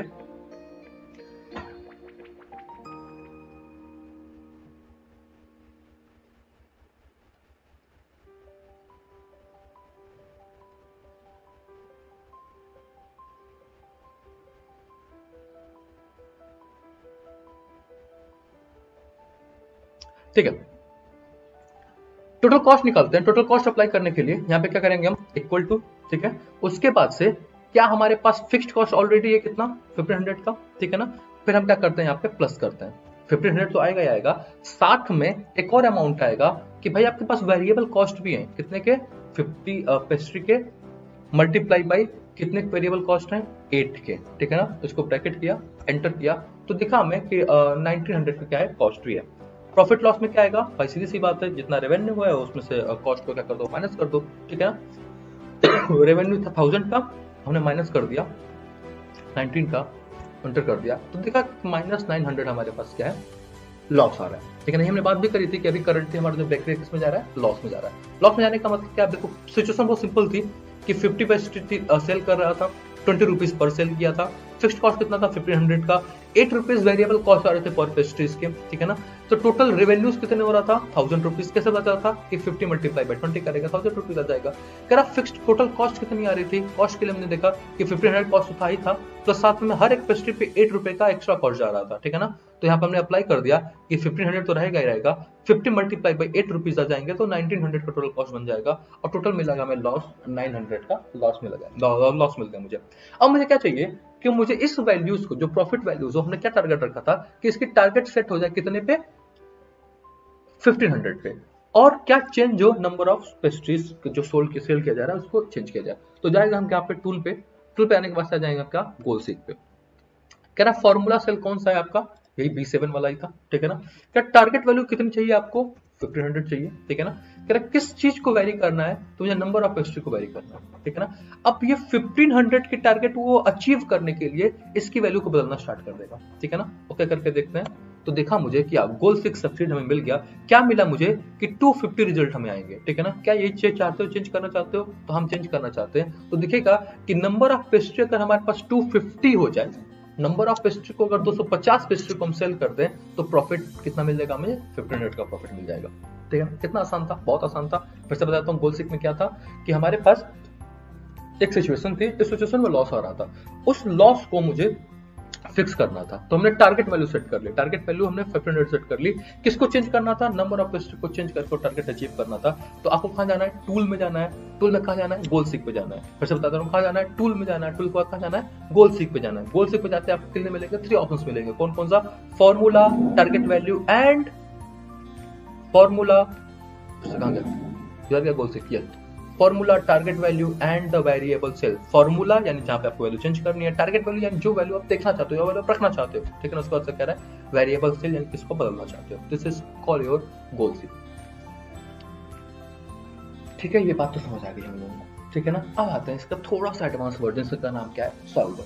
सॉल्वर और गोल सीक में बस इतना सा डिफरेंस है कि गोल सीक में सिर्फ आपके पास वेरिएबल कितने हैं, एक ही वेरिएबल चेंज हो रहा है, जैसे कह रहा है कि हम उसको एक वेरिएबल चेंज करके और 250 को हमने चेंज कर लिया, ठीक है ना। सॉल्वर में क्या होगा, इस वेरिएबल यानी नंबर ऑफ वेरिएबल की चेंज को क्या कर सकते हो, बढ़ा सकते हो, ठीक है ना। एक की जगह दो कर सकते हो, 2 की जगह 3 कर सकते हो, 4 कर सकते हो, अपने अकॉर्डिंग वैल्यू चेंज हो सकती है, ठीक है ना। आते हैं सॉल्वर की तरफ, ठीक है। यहाँ पे आते हैं, ओपन करते हैं, हमें क्या चाहिए, सॉल्वर चाहिए, यूजिंग सॉल्वर। क्या कह रहा है solver, solver is the another what if analysis, यानी सॉल्वर है क्या भैया, हमारा एक अनदर व्हाट इफ एनालिसिस है tool of library. It is the next advance form of goal seek, ठीक है ना। गोल सीक का क्या है, एडवांस फॉर्म है। In case of goal seek you get to desired result by changing one variable, यानी one variable change करके आप गोल सीक लगा रहे थे। Whereas in case of solver you get to desired result by changing the multiple variable, ठीक है ना। Goal seek में वन वेरिएबल था, यहाँ पे कितने वेरिएबल होंगे, मल्टीपल वेरिएबल होंगे। It help you to find the best possible combination, यानी कि कई सारे कॉम्बिनेशन लगा के बेस्ट पॉसिबल कॉम्बिनेशन पे जा सकते हो फॉर मल्टीपल वैल्यूज, किसके लिए, मैक्सिमम रिजल्ट के लिए या मिनिमम रिजल्ट के लिए या फिर डिजायर्ड रिजल्ट के लिए, ठीक है ना। मिनिमम डिजायर्ड रिजल्ट हो या मैक्सिमम डिजायर्ड रिजल्ट हो, इसके बारे में बात करेंगे। It work on a rule applicable for a different variable using a formula, ठीक है ना। क्या क्या कंडीशन है कि the variable in the formula should be greater than, less than और equal to the desired value entered in the solver, ठीक है ना। ये चीज होनी चाहिए। कह रहा है if you do not want the variable to change, then the value of variable should be equal to the desired value entered in the solver.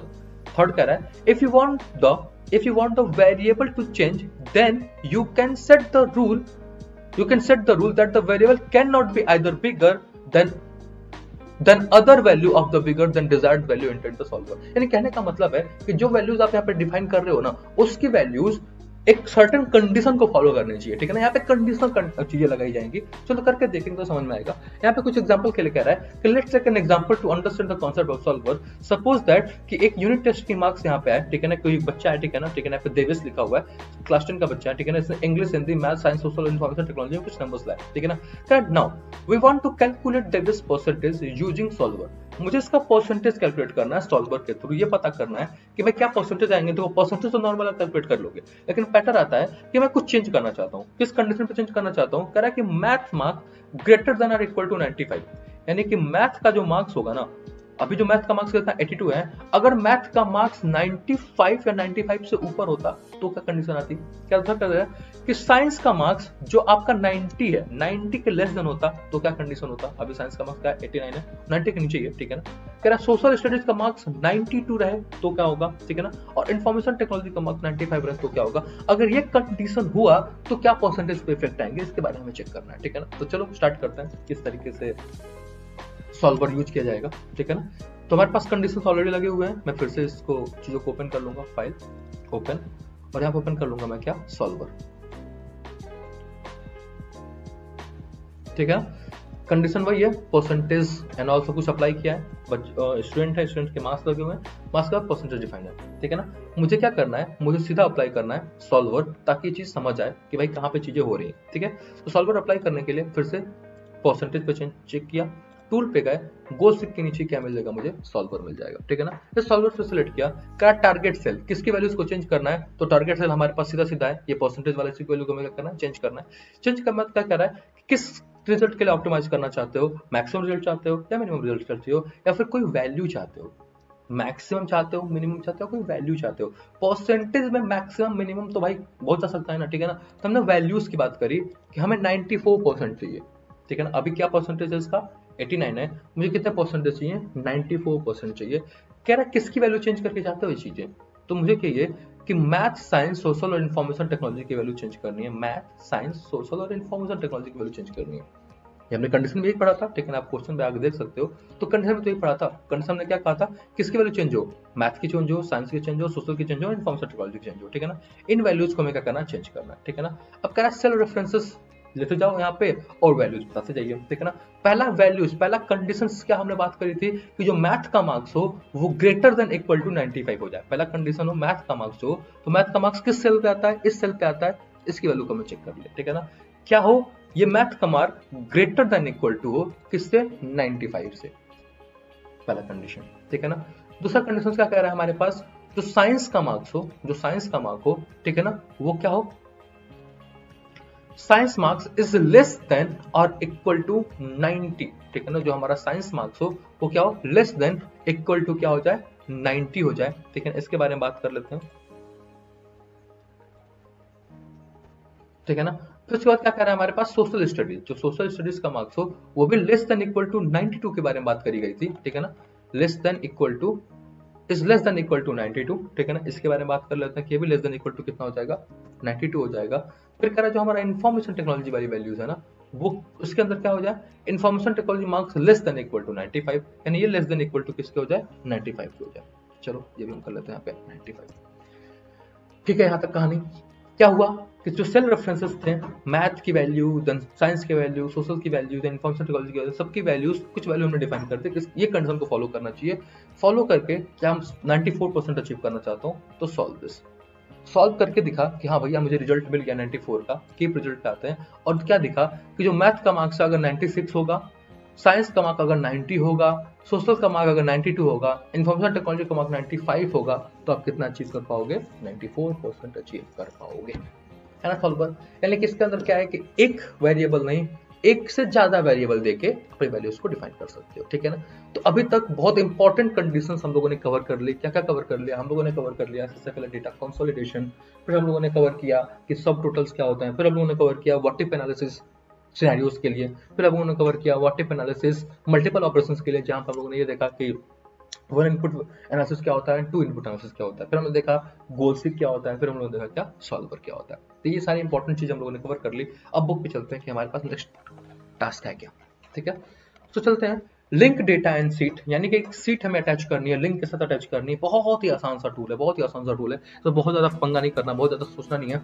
पढ़ लेते हैं कि ये है क्या, ठीक है ना। कह रहा है linking the sheet is done to access data present in a different sheet of the same spreadsheet or in a different spreadsheet। यानी कह रहा है कि लिंकिंग डेटा, यानी एक सीट से कोई दूसरे सीट को क्या करना है, आपको लिंक करना है, ठीक है। एक सीट से दूसरे सीट को क्या करना है, आपको लिंक करना है, तो उसके लिए हम यूज करते हैं क्या, लिंकिंग डेटा, ठीक है ना।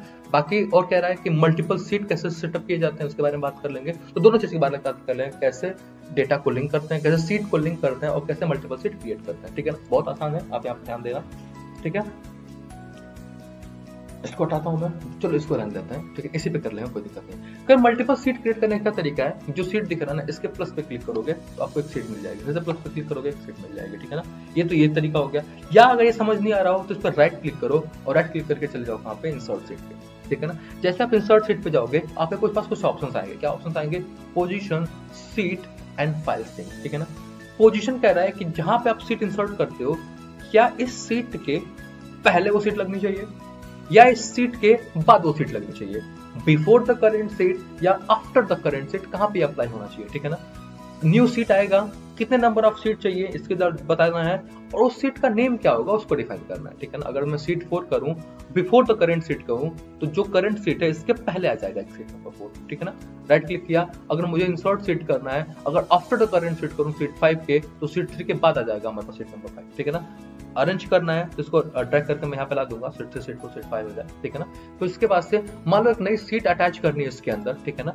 इंसर्ट सीट किसी फाइल से अटैच करनी है, तो फ्रॉम फाइल पे आएंगे, ब्राउज करेंगे और कोई एक सीट उठा लेंगे। जैसे मान लो यहाँ पे कंसोलिडेटेड डेटा वाला सीट को ओपन किया, ठीक है ना। जैसे ओपन किया वो सीट तो आएगी, सीट के साथ साथ क्या लगना पड़ेगा, मुझे लिंक करना पड़ेगा। जैसे ही मैं इस लिंक पे क्लिक कर दूंगा ना, लिंक करने के बाद चीजों को यहाँ पे इंसर्ट करूंगा ना, तो क्या होगा, चीजें सीधी सीधी बात हो जाएंगी। यहाँ पे जो भी चीजें आप यहाँ पे ला रहे हो, यूनिट टेस्ट ला रहे हो, टर्म ला रहे हो, इसको ला रहे हो, यूनिट टेस्ट को ला रहे हो, तुम इसको लिंक करना चाहता हूँ, ओके कर दिया, तो क्या होगा, यूनिट टेस्ट यहाँ पे आ तो जाएगा, ठीक है ना। और ये साथ में क्या होगा, लिंक भी होगा। लिंक करने का मतलब क्या है कि अगर कभी मैं कंसोलिडेटेड डेटा पे जाऊं और उसके यूनिट टेस्ट में कोई वैल्यू को चेंज करूं, तो वैल्यू यहाँ पे भी रिफ्लेक्ट करेगी, यहाँ पे भी चेंज हो जाएगी। ये हमारा क्या है, लिंकिंग करता है, ठीक है ना। बात समझ आ गई, बहुत सिंपल सी बात है कि क्या है, मल्टीपल सीट आपको सेट करना है। मल्टीपल सीट सेट करने के लिए क्या है, प्लस पे डायरेक्ट पे क्लिक करोगे, सीट होता चला जाएगा। नहीं समझ में आ रहा है तो एक जगह पे जाओ, बस राइट क्लिक करो, किसी सीट पे जाओ, बस राइट क्लिक करो और इंसर्ट सीट पे चले जाओ।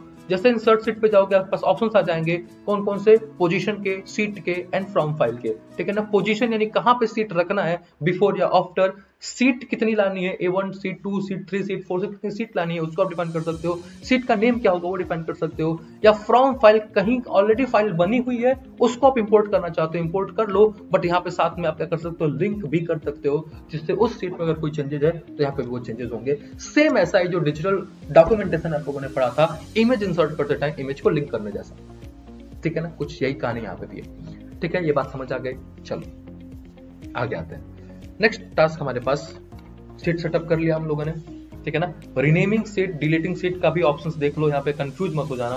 तो अगर मान लो उसको रीनेम करना है तो राइट क्लिक यहाँ सीधा रीनेम कर दो, डिलीट करना है यहाँ से क्या कर दो, सीधा डिलीट कर दो, ठीक है ना। बहुत सारे ऑप्शंस हैं और भी ऑप्शंस यहाँ पे आप देख सकते हैं, ठीक है ना। जो पूछे जाएंगे आपके बुक में लिखे गए वो इंसर्ट का है, डिलीट का है और क्या है, रीनेम का है, ठीक है ना। चलो आगे बढ़ते हैं, इसको हटाते हैं, नॉट सेव। नेक्स्ट टॉपिक क्या है इसके अंदर, नेक्स्ट टॉपिक हमारे पास सेल रेफरेंस, ठीक है ना। सेल रेफरेंस के बारे में बात करते हैं। सेल रेफरेंस ऑलरेडी पढ़ा हुआ है, ऑलरेडी जाना है आप लोगों ने। रेफरेंसेस क्या है, बहुत बार आप क्लास 9 में अगर देखा होगा तो आप लोगों को याद होगा कि एब्सोल्यूट सेल रेफरेंस देखा था, रिलेटिव सेल रेफरेंस देखा था, इसके बारे में समझा था, ठीक है ना। यहाँ पे सेल रेफरेंस की कहानी थोड़ी सी अलग है, ठीक है ना, थोड़ी सी अलग है। कि यहाँ पे कहने का मतलब है कि अगर मान लो कंडीशन, जैसे कि अब ये कंसोलिडेटेड डेटा आप लोगों ने अभी यूज किया था, अभी पढ़ा था, जहाँ पे एक रिजल्ट बनाया था सबको फाइनल रिजल्ट करके, कुछ वैसे ही कहानी यहाँ पे भी सेल रेफरेंस जैसा ही है, ठीक है ना। यहाँ पे बस यहाँ पे डेटा ऐड करने का तरीका चेंज हो गया है। डेटा ऐड करने का दो तरीका है, माउस से ऐड कर सकते हो, कीबोर्ड से ऐड कर सकते हो। दो तरीके से ऐड कर सकते हो, माउस से ऐड कर सकते हो, किससे ऐड कर सकते हो, कीबोर्ड से ऐड कर सकते हो, ठीक है ना। और दो जगह पे ऐड कर सकते हो, एक सीट है, एक स्प्रेडशीट आपने ओपन करी, उसके अंदर मल्टीपल सीट है, उसके बीच में चीजें हो सकती हैं, या फिर अलग अलग सीट है, उसके अंदर भी आप यहाँ पे क्या कर सकते हो, काम कर सकते हो, ठीक है ना। तो चलो लेट्स डू इट, समझते हैं इसको, सेल रेफरेंस वाली पार्ट को। यहाँ पे कह रहा है, थोड़ा एक बार पढ़ते हैं इसको। कह रहा है cell reference is a very important feature of any spreadsheet program. A cell reference is a method used to refer to a cell or a range of cells within a spreadsheet. Cell reference consists of a column letter followed by example, यानी कि हमारी column letters हैं. Cell reference of a range of cell starting cell address and ending cell address separated by column. ये तो बहुत basic सी बात है, बहुत ऑलरेडी हम लोग इसको जानते हैं, ठीक है ना, कि भाई सेल एड्रेस क्या होते हैं, अभी हमने डिस्कस किया A1 A2 A3 ऐसे हो सकते हैं. सेल रेंज क्या होता है, A1 A2 के बीच में सेमीकोलन लगा के नेक्स्ट स्टेट को डालोगे तो क्या हो जाएगा, उसके बीच का रेंज सेलेक्ट हो जाएगा. बहुत बेसिक था, क्लास 9 हम लोगों ने पढ़ा था, ठीक है ना. कह रहा है कि you can use cell reference to refer the data in a various way. कैसे कैसे हो सकता है, contiguous cells on a same sheet, यानी सेम शीट पे चीजों को यूज कर सकते हैं. यानी कह रहा है नॉन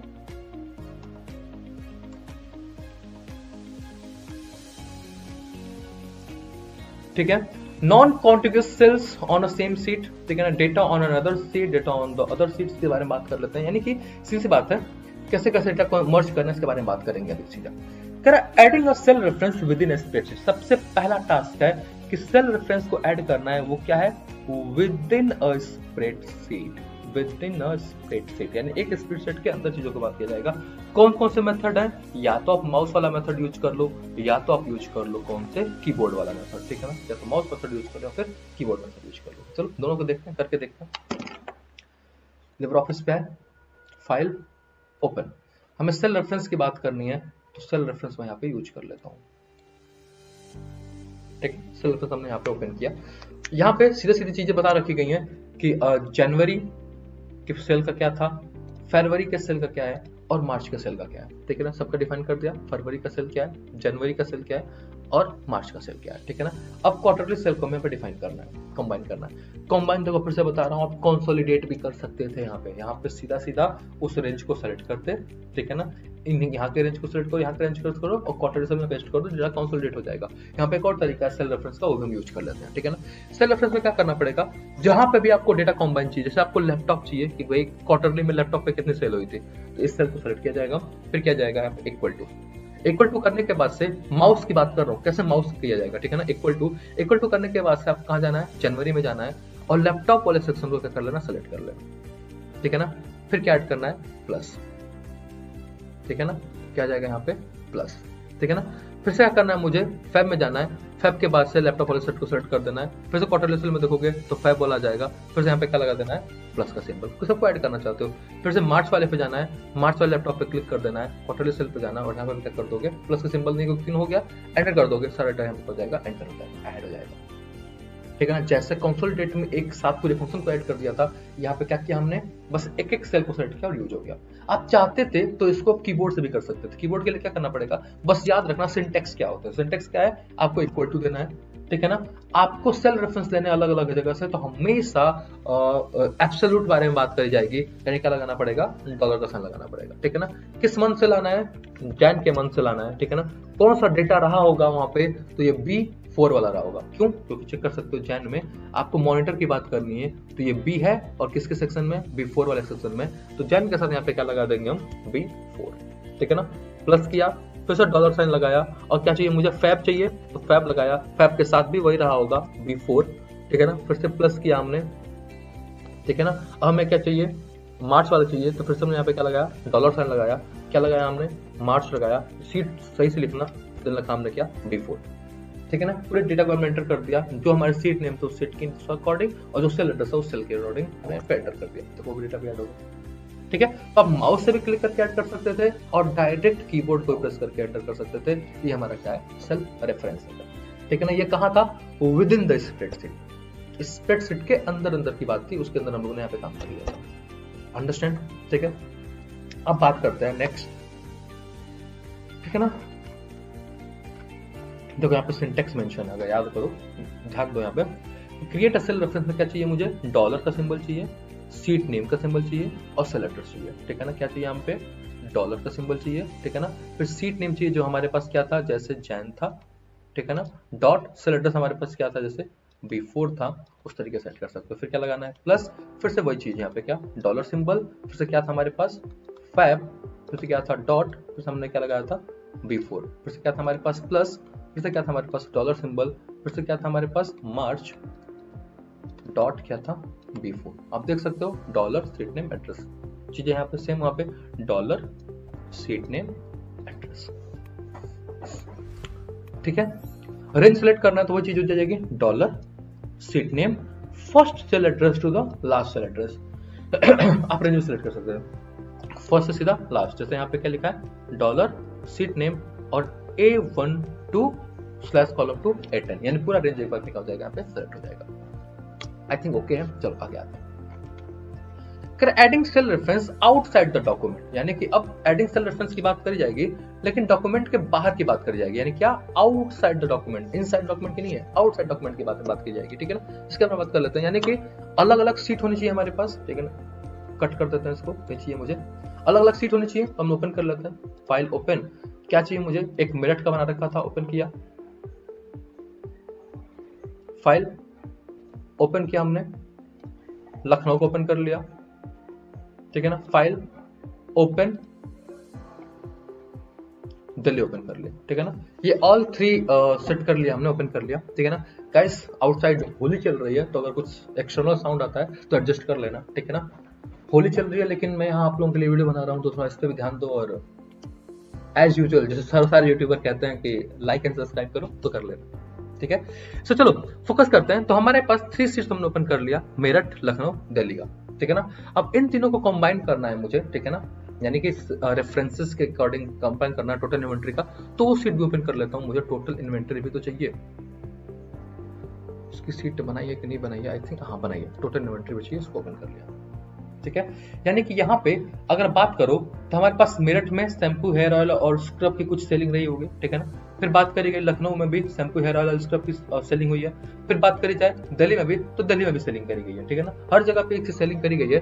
अगर हमें टोटल इन्वेंट्री करके सबको चेक करना, सबको ऐड करना है तो कैसे ऐड करेंगे, अलग अलग सीट पे। अभी तक डेटा कंसोलिडेट में भी सेम सीट की बात करी गई थी, सेल रेफरेंस पे भी सेम सीट की बात करी गई थी, लेकिन अगर सीट अलग अलग है तो कैसे करेंगे। इसके लिए बहुत आसान सा तरीका है, सीधा इक्वल टू, जैसे अभी तक लगा रहे थे इक्वल टू। ठीक है ना, फिर से कहाँ आएंगे, मेरठ वाली सीट पे आएंगे, शैम्पू वाले सेक्शन को सेलेक्ट कर लेंगे। ठीक है ना, फिर से इन्वेंट्री पे जाओगे, यहाँ पे वो चीजें ऐड हो चुकी, वो लोकेशन ऐड हो चुका है। ठीक है ना, फिर से किया हमने प्लस। अब इस लोकेशन को ध्यान से देखो तो क्या है, file, C, users, A7, ABH, desktop, NCERT mastery, IT 402, then spreadsheet, then Meerut, वो पूरी सीट का लोकेशन दिया। फिर उसके बाद लास्ट में क्या है हमारे पास, दैट $jan.B3 प्लस किया हमने। अब मुझे क्या है, लखनऊ वाले सीट पे जाना है, लखनऊ वाले सीट को ऐड कर दिया। फिर से यहाँ पे जाके चेक करेंगे टोटल इन्वेंट्री पे, तो यहाँ पे इसको ऐड कर दिया। फिर से वही चीज हुई, फिर से मुझे क्या करना है, दिल्ली वाले सीट पे जाना है, दिल्ली वाले सीट को सेलेक्ट किया और फिर से यहाँ पे टोटल इन्वेंट्री पे है तो वो भी सेलेक्ट हो गया। तो यहाँ पे क्या है, मेरठ का लोकेशन था, देन क्या है लखनऊ का था, देन क्या था हमारे पास जैन का था, दिल्ली का था, इन सबको हमें यहाँ पे ऐड करना था।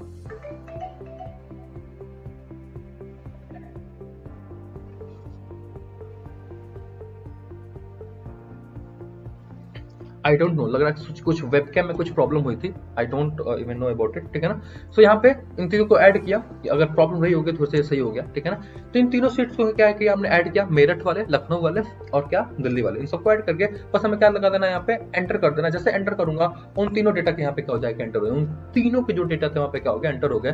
फिर से यहाँ पे सर्च करके ड्रैग कर दूंगा तो सारे डेटा यहाँ पे हो जाएगा, एंटर हो जाएंगे, टोटल इन्वेंट्री में मिल जाएगी। तो क्या है, अलग अलग सीट्स भी है ना, तो भी इजीली हम यहाँ पे काम कर सकते हैं, बहुत ज्यादा हमें सोचने और क्रिएट करने की टेंशन नहीं है। ठीक है ना, बाकी ये क्या था मेथड, माउस का मेथड था, सेम तरीके से हम कीबोर्ड के मेथड पे भी जा सकते हैं। ठीक है ना, अब कीबोर्ड के लिए वो सारा लोकेशन आपको टाइप करना पड़ेगा, याद रखना जो भी लोकेशन हमने यहाँ पे लिखी थी, क्लिक करके देखो जो भी लोकेशन यहाँ पे लिखी गई है ये फर्स्ट फाइल का लोकेशन है। ठीक है ना, तो पूरी टाइप करनी पड़ेगी। ठीक है ना, सेम तरीके से सेकंड फाइल का लोकेशन पूरा क्या करना पड़ेगा, टाइप करना पड़ेगा। तो याद रखना कि वो चीजें डिस्टर्ब ना करें, वो पूरा लिखना पड़ेगा। तो बेहतर है कि आप माउस के थ्रू जा सकते हो। ठीक है ना, चलो आते हैं बुक पे, नेक्स्ट पार्ट पे। ठीक है ना, तो हमें यहाँ पे ऐड कर लिया हमने माउस के थ्रू, कीबोर्ड के थ्रू भी कह रहा है कि आपको ये पूरा लोकेशन क्या करना पड़ेगा, ऐड करना पड़ेगा। ठीक है ना, पाथ, फाइल नेम सबके साथ ऐड करना पड़ेगा, लिखना पड़ेगा तो ऐड कर पाएंगे। ठीक है ना, ये चीजें हो गई। अब कह रहा है वर्किंग विद हाइपरलिंक, हाइपरलिंक के साथ कैसे वर्क करना है, ये भी बहुत आसान सा तरीका है। ठीक है ना, आपको क्या करना है, सीधा हाइपरलिंक ऐड करनी है, सीधा सीधा सीधा सीधा ऐड कर देनी है चीजों को, उसको करके देखते हैं। ठीक है, यहाँ पे सीधा है इंसर्ट पे जाना है, हाइपरलिंक पे जाना है। ठीक है ना, यानी कि अगर आपको चीजें हाइपर टोटल इन्वेंटरी में मान लो मुझे कोई सीट के साथ लिंक करनी है, मान लो यहाँ पे कोई एक सीट हमें लिंक करनी है, तो कहाँ दूंगा मैं इंसर्ट, फिर कहाँ दूंगा हाइपरलिंक। जैसे हाइपरलिंक पे आऊंगा हमारे पास मिल जाएंगे ऑप्शन, 4 ऑप्शंस मिलेंगे, याद रखना। इंटरनेट ऑप्शंस है, मेल ऑप्शंस है, डॉक्यूमेंट ऑप्शन है, नीड डॉक्यूमेंट ऑप्शन है। इंटरनेट ऑप्शन क्या क्या लगता है, यानी कि कोई लोकेशन या कोई लिंक प्रोवाइड करनी है वो अटैच हो जाएगी। तो हाइपरलिंक होती क्या है इसके बारे में जानना बड़ा इंपॉर्टेंट है कि हाइपरलिंक होता क्या है, पहले उसको हम समझाते हैं, ठीक है ना। कह रहा वर्किंग विद हाइपरलिंक, कह रहा इन LibreOffice Calc a hyperlink is a feature that allow you to jump to the different location from within a spreadsheet। यानी कह रहा है कि जब कभी हाइपरलिंक क्या है, a hyperlink is a feature, ये याद रखना बहुत जरूरी है, a hyperlink is a feature that allow you to jump to a different location from within a spreadsheet। यानी स्प्रेडशीट के अंदर किसी न किसी और लोकेशन पे क्या करना है, जंप करना है। when user click on the hyperlink calc will navigate the specified designation, यानी कि डेस्टिनेशन पे क्या हो जाएगा, वहां पे नेविगेट हो जाएगा, चला जाएगा। whether it is the another location within the spreadsheet, a file on a computer or a website on a internet। ये भी याद रखना कि या तो वो कोई लोकेशन हो सकता है, क्या हो सकता है, with in the spreadsheet, spreadsheet के अंदर हो सकता है, या फिर कंप्यूटर के अंदर हो सकता है, या फिर वेबसाइट हो सकता है किसी न किसी इंटरनेट पे। तो हाइपरलिंक क्या करेगा, hyperlink is a feature that allow to jump to the different location. वो लोकेशन क्या हो सकता है, whether it in the spreadsheet, whether it is in the computer, whether it is in the website, over the internet, कहीं पे भी आप क्या कर सकते हैं, जंप कर सकते हैं। किसकी हेल्प से, हाइपरलिंक की हेल्प से। अगर आपको विजुअलाइज नहीं हो रहा है तो आप इतना समझ लो कि जब कभी भी कोई वेबसाइट एक्सेस करते हो तो उस वेबसाइट में टेक्स्ट लिखे होते हैं बहुत सारे, और टेक्स्ट लिखने के बीच में कोई ब्लू कलर का भी टेक्स्ट लिखा होता है, तो वो ब्लू कलर वाला जो टेक्स्ट है वो क्या होता है, हाइपरलिंक होता है। जैसे उस पर क्लिक करोगे आप कहीं और लोकेशन पे चले जाओगे, कहीं भी नहीं जाना है, किसी वीडियो के डिस्क्रिप्शन में चले जाओ।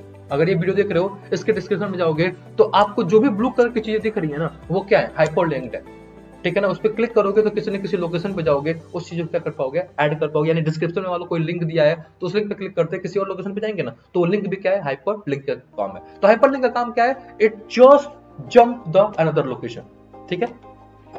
तो यहाँ पे भी सेम मैं चाहता हूं कि यहाँ पे एक सीट पे मैं जंप करना चाहूं, तो अगर मैं इंटरनेट का लोकेशन दूंगा तो वहां पे जंप कर जाऊंगा, कोई ईमेल का लोकेशन दूंगा तो वहां पे जंप कर जाऊंगा, कोई डॉक्यूमेंट का लोकेशन दूंगा तो वहां पे जंप कर जाऊंगा। एक नया डॉक्यूमेंट बनाना है तो भी यहाँ पे मैं जंप कर सकता हूँ। नया डॉक्यूमेंट टेक्स्ट हो सकता है, स्प्रेड हो सकता है, प्रेजेंटेशन हो सकता है, ड्राइंग हो सकता है, कोई सा भी हो सकता है, ठीक है ना। तो मैं न्यू डॉक्यूमेंट पे जाता हूँ और यहाँ पे कोई लोकेशन सेलेक्ट कर लेता हूँ। जैसे सपोज करो कि यहाँ से मैं जंप करना चाहता हूँ आपके कंसोलिडेट डेटा पे, ठीक है ना, ओपन कर दिया, ठीक है ना, कंसोलिडेट डेटा पे जंप करना चाहता हूँ, सेलेक्ट किया, सेलेक्ट करने के बाद से यहाँ से कर रहे हैं क्या हम, ओके। तो आप देखोगे कि यहाँ पे हमने एक लिंक लगा दी, किसके थ्रू, दैट कंसोलिडेट डेटा के थ्रू हमने ऐड कर दिया, ठीक है ना। अगर मैं कंट्रोल पे क्लिक करके इस लिंक पे क्लिक करूंगा तो वो सीट ओपन हो जाएगी, ठीक है ना। यानी कि ये इन्वेंटरी ओपन थी हमारे पास, इस इन्वेंटरी को हम यहाँ पे ओपन किए थे, और जैसे इस पे कंट्रोल करके क्लिक किया, क्लिक करते कहाँ पहुंच गए हम, कंसोलिडेट डेटा पे पहुंच गए, ठीक है ना। तो इजीली हमने क्या कर लिया, जंप कर लिया, ठीक है ना। कैसे करना है, इंसर्ट पे जाना है, कहां जाना है, इंसर्ट पे जाना है और हाइपरलिंक पे क्लिक करना है, पहला काम, ठीक है ना। अगर आपको हाइपरलिंक ओपन करनी है तो कंट्रोल प्रेस करना है और लिंक पे क्या कर देना है, क्लिक कर देना, आपका हाइपरलिंक हो जाएगा, ओपन हो जाएगा, ठीक है। बहुत बेसिक सा तरीका था कैसे हाइपरलिंक ऐड करते हैं। यहाँ पे क्या हो गया, अब मैं सारा हटा देता हूँ यहाँ से।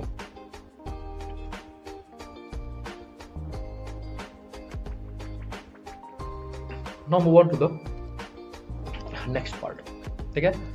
हाइपरलिंक देख लिया,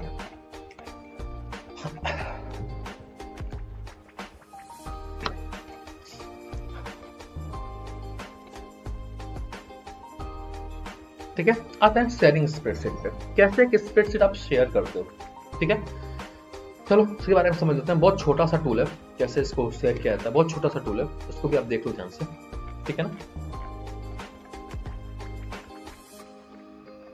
ठीक है। शेयरिंग के बाद आ जाएगा हमारा रिकॉर्ड चेंज फीचर्स, ठीक है। चलो स्टार्ट करते हैं शेयरिंग वर्कशीट पे। कोई एक वर्कशीट ओपन कर लो, एग्जांपल के लिए मान लो कि हमने ये मेरिट वाले ओपन कर लिया, ठीक है। यहाँ पे कोई वर्कशीट हमें शेयर करनी है तो यहाँ पे क्या कर जाएंगे हम, सीधा शेयर वर्कशीट पे जाएंगे, टूल पे, ठीक है ना। टूल पे जाने के बाद यहाँ पे दिखा शेयर वर्कशीट, शेयर करना है इसको, हाँ मुझे शेयर करना है, शेयर करके ओके कर देंगे तो हमारा वर्कशीट शेयर हो जाएगा बिल्कुल आसानी से, ठीक है ना। आप देखोगे इस वर्कशीट के जो टाइटल बार था उसके साथ में क्या लग गया यहाँ पे, शेयर्ड का फॉर्म, ठीक है ना। हम क्या किया, हमने इस वर्कशीट को शेयर कर दिया, ठीक है। फाइल ओपन, मेरिट वाले को ओपन किया था, मेरिट को हमने यहाँ पे शेयर्ड वर्कशीट को यहाँ पे ओपन कर दिया। जैसे इस वर्कशीट को ओपन करोगे, यहाँ पे कह रहा है कि the spreadsheet is shared mode, this allow multiple user to access and edit the spreadsheet at the same time. यानी एक ही टाइम पे इसको मैक्सिमम लोग क्या करो, हाँ ये भी समझ दो ना कि क्यों यूज करते हैं भाई शेयर्ड वर्कशीट को। शेयर्ड वर्कशीट का काम ही यही होता है कि एक वर्कशीट है या एक कोई डेटा है, उसको अपने मल्टीपल लोगों को शेयर कर दिया, ताकि एक बार में मल्टीपल लोग काम कर पाए, एक ही लोग उस पर काम ना करते रहे। अगर जरूरत पड़ती है, बहुत सिचुएशन में जरूरत पड़ती है कि एक वर्कशीट पे शेयर्ड वर्कशीट, यानी कि जैसे आप शेयर्ड वर्कशीट का काम क्या था, हम डिस्कस कर रहे थे कि शेयर्ड वर्कशीट में होता क्या है कि जैसे आप एक बार में एक कोई सीट है, उस सीट पे मल्टीपल यूजर्स काम कर रहे हैं, मल्टीपल यूजर्स उस पर काम कर रहे होंगे, कुछ इस तरीके से ही काम करेंगे, ठीक है ना, कि एक वर्कशीट है उसको आपने शेयर कर दिया, अब उस वर्कशीट को डिफरेंट लोगों को सेंड कर दोगे तो एक साथ सब लोग उस पर काम कर सकते हैं, ठीक है ना। तो ओपन करते टाइम जैसे कोई शेयर्ड वर्कशीट ओपन करोगे तो ये एक नोटिफिकेशन आएगा कि ये कोई लोग ओपन किए हैं, ठीक है ना। आप ये चीजों को बिल्कुल इग्नोर करके ओके कर देना है, वो सीट यहाँ पे ओपन हो जाएगी और आराम से इसके अंदर जो भी चेंजेस करना है, जो भी एडिट करना है आप कर सकते हो, ठीक है ना। तो कैसे शेयर करना है, सीधा सीधा आपको शेयर करने का तरीका हम लोगों ने अभी देखा कि टूल पे जाना है और शेयर्ड वर्कशीट पे क्लिक करना है, ठीक है ना। जब शेयर्ड वर्कशीट पे क्लिक करोगे, शेयर वाले ऑप्शन को चेक करके क्या कर देना, ओके कर देना है, तो वर्कशीट क्या हो जाएगी, शेयर्ड मोड पे चली जाएगी। किससे चली जाएगी, शेयर्ड मोड पे चली जाएगी। और यहाँ पे जो भी आपका टाइटल बार होगा, उस टाइटल बार के बीच में दिखा जाएगा कि ये वर्कशीट क्या हमारी है, शेयर्ड वर्कशीट है, ठीक है ना। एग्जाम में भी क्वेश्चन कुछ ऐसे पूछ सकते हैं कि भाई शेयर्ड वर्कशीट कहाँ किस ऑप्शन पर अवेलेबल है, तो टूल ऑप्शन अवेलेबल है। क्यों होता है यूज इसका, तो यूज होता है मल्टीपल यूजर को एक साथ काम करने के लिए। ऐसा क्वेश्चन हो सकता है कि अगर किसी वर्कशीट पे एक से ज्यादा यूजर काम करना चाहते हैं तो किस ऑप्शन का यूज करोगे, तो यूज करेंगे कि हम शेयर्ड वर्कशीट का ऑप्शन यूज करेंगे, ठीक है ना। बुक पे आते हैं, ठीक है ना। शेयर्ड वर्कशीट था, सेविंग शेयर्ड वर्कशीट, वही तरीके से हम काम कर लेंगे, ठीक है ना। यानी कि वर्कशीट ने क्या किया, देखो ये नोटिफिकेशन यहाँ पे देखा, नोटिफिकेशन आता है जब किसी स्प्रेडशीट को क्या करते हो, ओपन करते हो, शेयर्ड वर्कशीट का हम लोग देखा, कोई वर्कशीट को हमने शेयर किया, शेयर कर देंगे तो ये ऑप्शन हमें विजिबल होगा और यहाँ पे जो भी डेटा है उसके ऊपर ये शेयर लिखे आ जाएगा, ठीक है ना। बुक से हमने देख लिया। आगे आते हैं नेक्स्ट पार्ट पे। नेक्स्ट पार्ट है रिकॉर्ड चेंज। इंपॉर्टेंट पार्ट है, बहुत इंपॉर्टेंट पार्ट है। इंपॉर्टेंट क्यों है, क्योंकि यही रिकॉर्ड चेंज आप लोगों ने डॉक्यूमेंट के अंदर भी देखा था ट्रैक चेंज के नेम से, ठीक है ना। यहाँ पे भी इस नेम है क्या, रिकॉर्ड चेंज के नेम से। इसका फंक्शन क्या है, इसका यूज क्या है, अभी हमने क्या किया कि एक यूजर है, ठीक है ना, उसने वर्कशीट को शेयर कर दिया, मल्टीपल लोग उस पर काम कर सकते हैं। अब जब मल्टीपल लोग उस पर काम कर सकते हैं तो बहुत जाहिर सी बात है कि उसके अंदर चेंजेस किए जाएंगे। अब चेंजेस किए जाएंगे तो आपको समझना भी पड़ेगा ना, जानना भी पड़ेगा ना कि भाई चेंजेस हुए क्या चेंजेस किए गए, ठीक है ना। एज अ ऑनर अगर मैं इस डॉक्यूमेंट का ऑनर हूं तो मुझे समझना पड़ेगा ना कि हमने क्या क्या चेंजेस डाले हैं, क्या क्या चेंजेस हमने उस पर किए हैं, ठीक है ना। तो वो चेंजेस को डिफाइन करने के लिए हमें चेक करना पड़ेगा, रिकॉर्ड चेंजेस फीचर्स के थ्रू काम करना पड़ेगा कि क्या क्या चेंजेस हैं। जैसे ट्रैक चेंजेस फीचर्स था डॉक्यूमेंट पे, उसमें क्या किया कि हम अगर डॉक्यूमेंट के अंदर कोई चेंज करते थे तो वो हाईलाइट हो जाता था। तो हाईलाइट होने के बाद से एक यूजर जो उसको ऑनर था उसको चेक कर सकता था कि भाई क्या चेंजेस हैं, उस चेंजेस को हम चाहते हो तो एक्सेप्ट कर लो, नहीं चाहते हो तो क्या कर लो, रिजेक्ट कर लो, ठीक है ना। ये सारे ऑप्शन अवेलेबल थे, ये ऑप्शन भी यहाँ पे अवेलेबल है, रिकॉर्ड चेंज नेम से आते हैं, ठीक है ना। चलो करके देखते हैं रिकॉर्ड चेंजेस को। थिकनेस को हटा दिया हमने, फाइल ओपन किया, हमें क्या चाहिए, रिकॉर्ड चेंजेस चाहिए, तो रिकॉर्ड चेंजेस को हमने यहाँ पे कर लिया, ओपन कर लिया, ठीक है ना। ये रिकॉर्ड चेंजेस थे। सपोज करो कोई एक पर्टिकुलर डेटा था, उस डेटा में कुछ बच्चों के नेम थे, कुछ उसमें क्या है मार्क्स और परसेंटेज थे, ठीक है ना। अब रिकॉर्ड चेंजेस करता क्या है कि हमें सबसे पहले चेंजेस को रिकॉर्ड करना पड़ेगा, ठीक है ना, ऑन करना पड़ेगा रिकॉर्ड चेंजेस को, ठीक है ना। डॉक्यूमेंट देख भी लेते हैं, क्या है कि LibreOffice Calc allow you to keep a track of the changes, यानी कि जो भी चेंजेस है उसको क्या किया जाएगा, ट्रैक किया जाएगा, middle document using a record option, ठीक है ना। If you make any changes in the original document, इस ओरिजिनल डॉक्यूमेंट में कोई चेंज करते हो, then your name along with new value and the cell address will be saved so that if you want to undo the changes you may have that options later. यानी कोई changes करते हो तो आपको visible होगा, आपको पता चल पाएगा, ठीक है ना। कैसे किया जाता है इसको चेंज करने के लिए, तो चलो ऑन करते हैं, इस सेटिंग को ऑन करते हैं, ठीक है। क्या किया जाएगा, आपको जाना है किधर, एडिट पे जाना है, ठीक है ना। क्या मिलेगा, ट्रैक चेंजेस मिलेंगे, एडिट मेन्यू बार में क्या मिलेगा, ट्रैक चेंजेस मिलेगा, और क्या ओपन कर देना, रिकॉर्ड। जैसे रिकॉर्ड पे क्लिक करोगे यानी ट्रैक चेंजेस रिकॉर्ड होने स्टार्ट हो चुके हैं, ठीक है ना। अब सपोज कोई चेंजेस करें, जैसे मान लो अमित के मार्क्स 94 की जगह 90 है, 94 की जगह क्या है 90 है।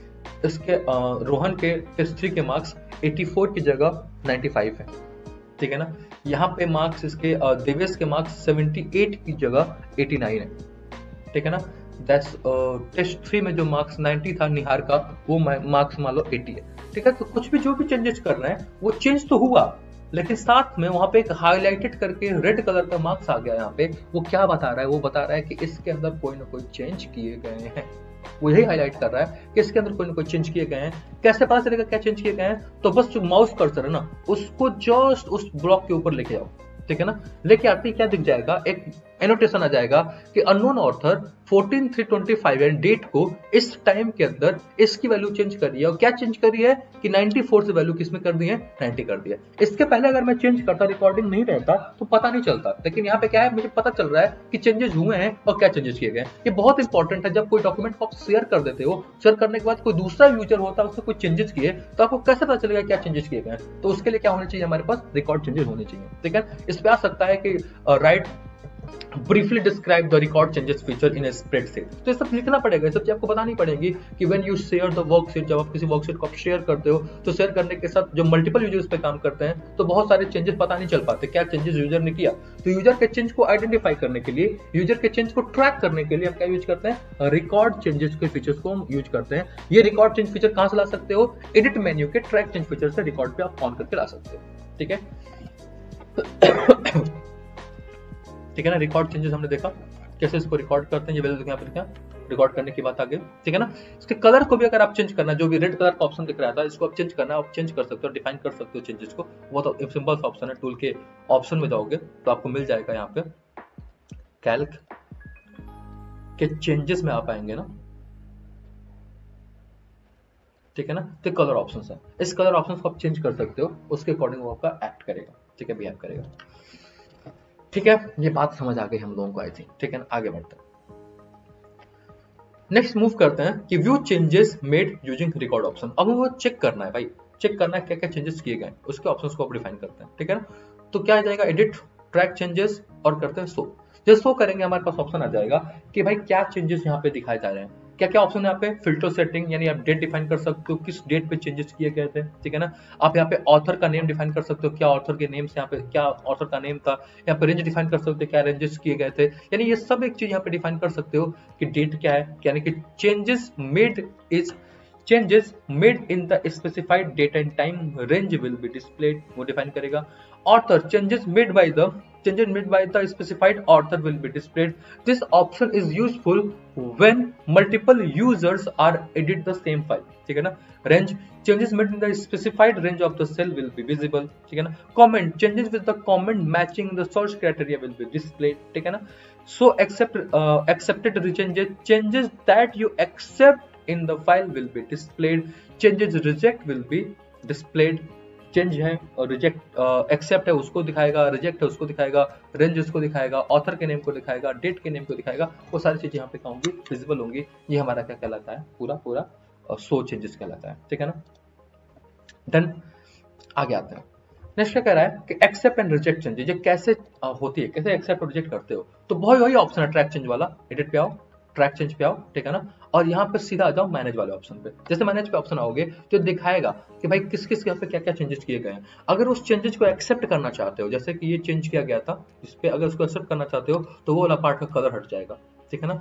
इसको भी एक्सेप्ट करना चाहते हो तो भी हट जाएगा, ठीक है ना। रिजेक्ट करना चाहते हो इसको तो वो भी हट जाएगा, इसको एक्सेप्ट करना चाहते हो उसको एक्सेप्ट करते हो। तो एक्सेप्ट रिजेक्ट कर लोगे, यानी ऑथर ने एक्सेप्ट रिजेक्ट कर लिया तो जो भी रेड मार्क दिख रहा था क्या हो जाएगा, हट जाएगा। वो चेंजेस वहां पे डिफाइन करके चेंज हो हट जाएंगे, ठीक है ना।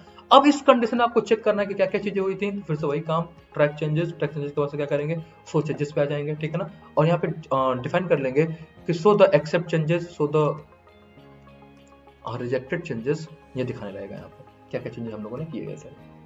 अंडरस्टैंड, ठीक है ना। यहाँ पे एक्सेप्ट और रिजेक्ट दोनों डिफाइन करेगा।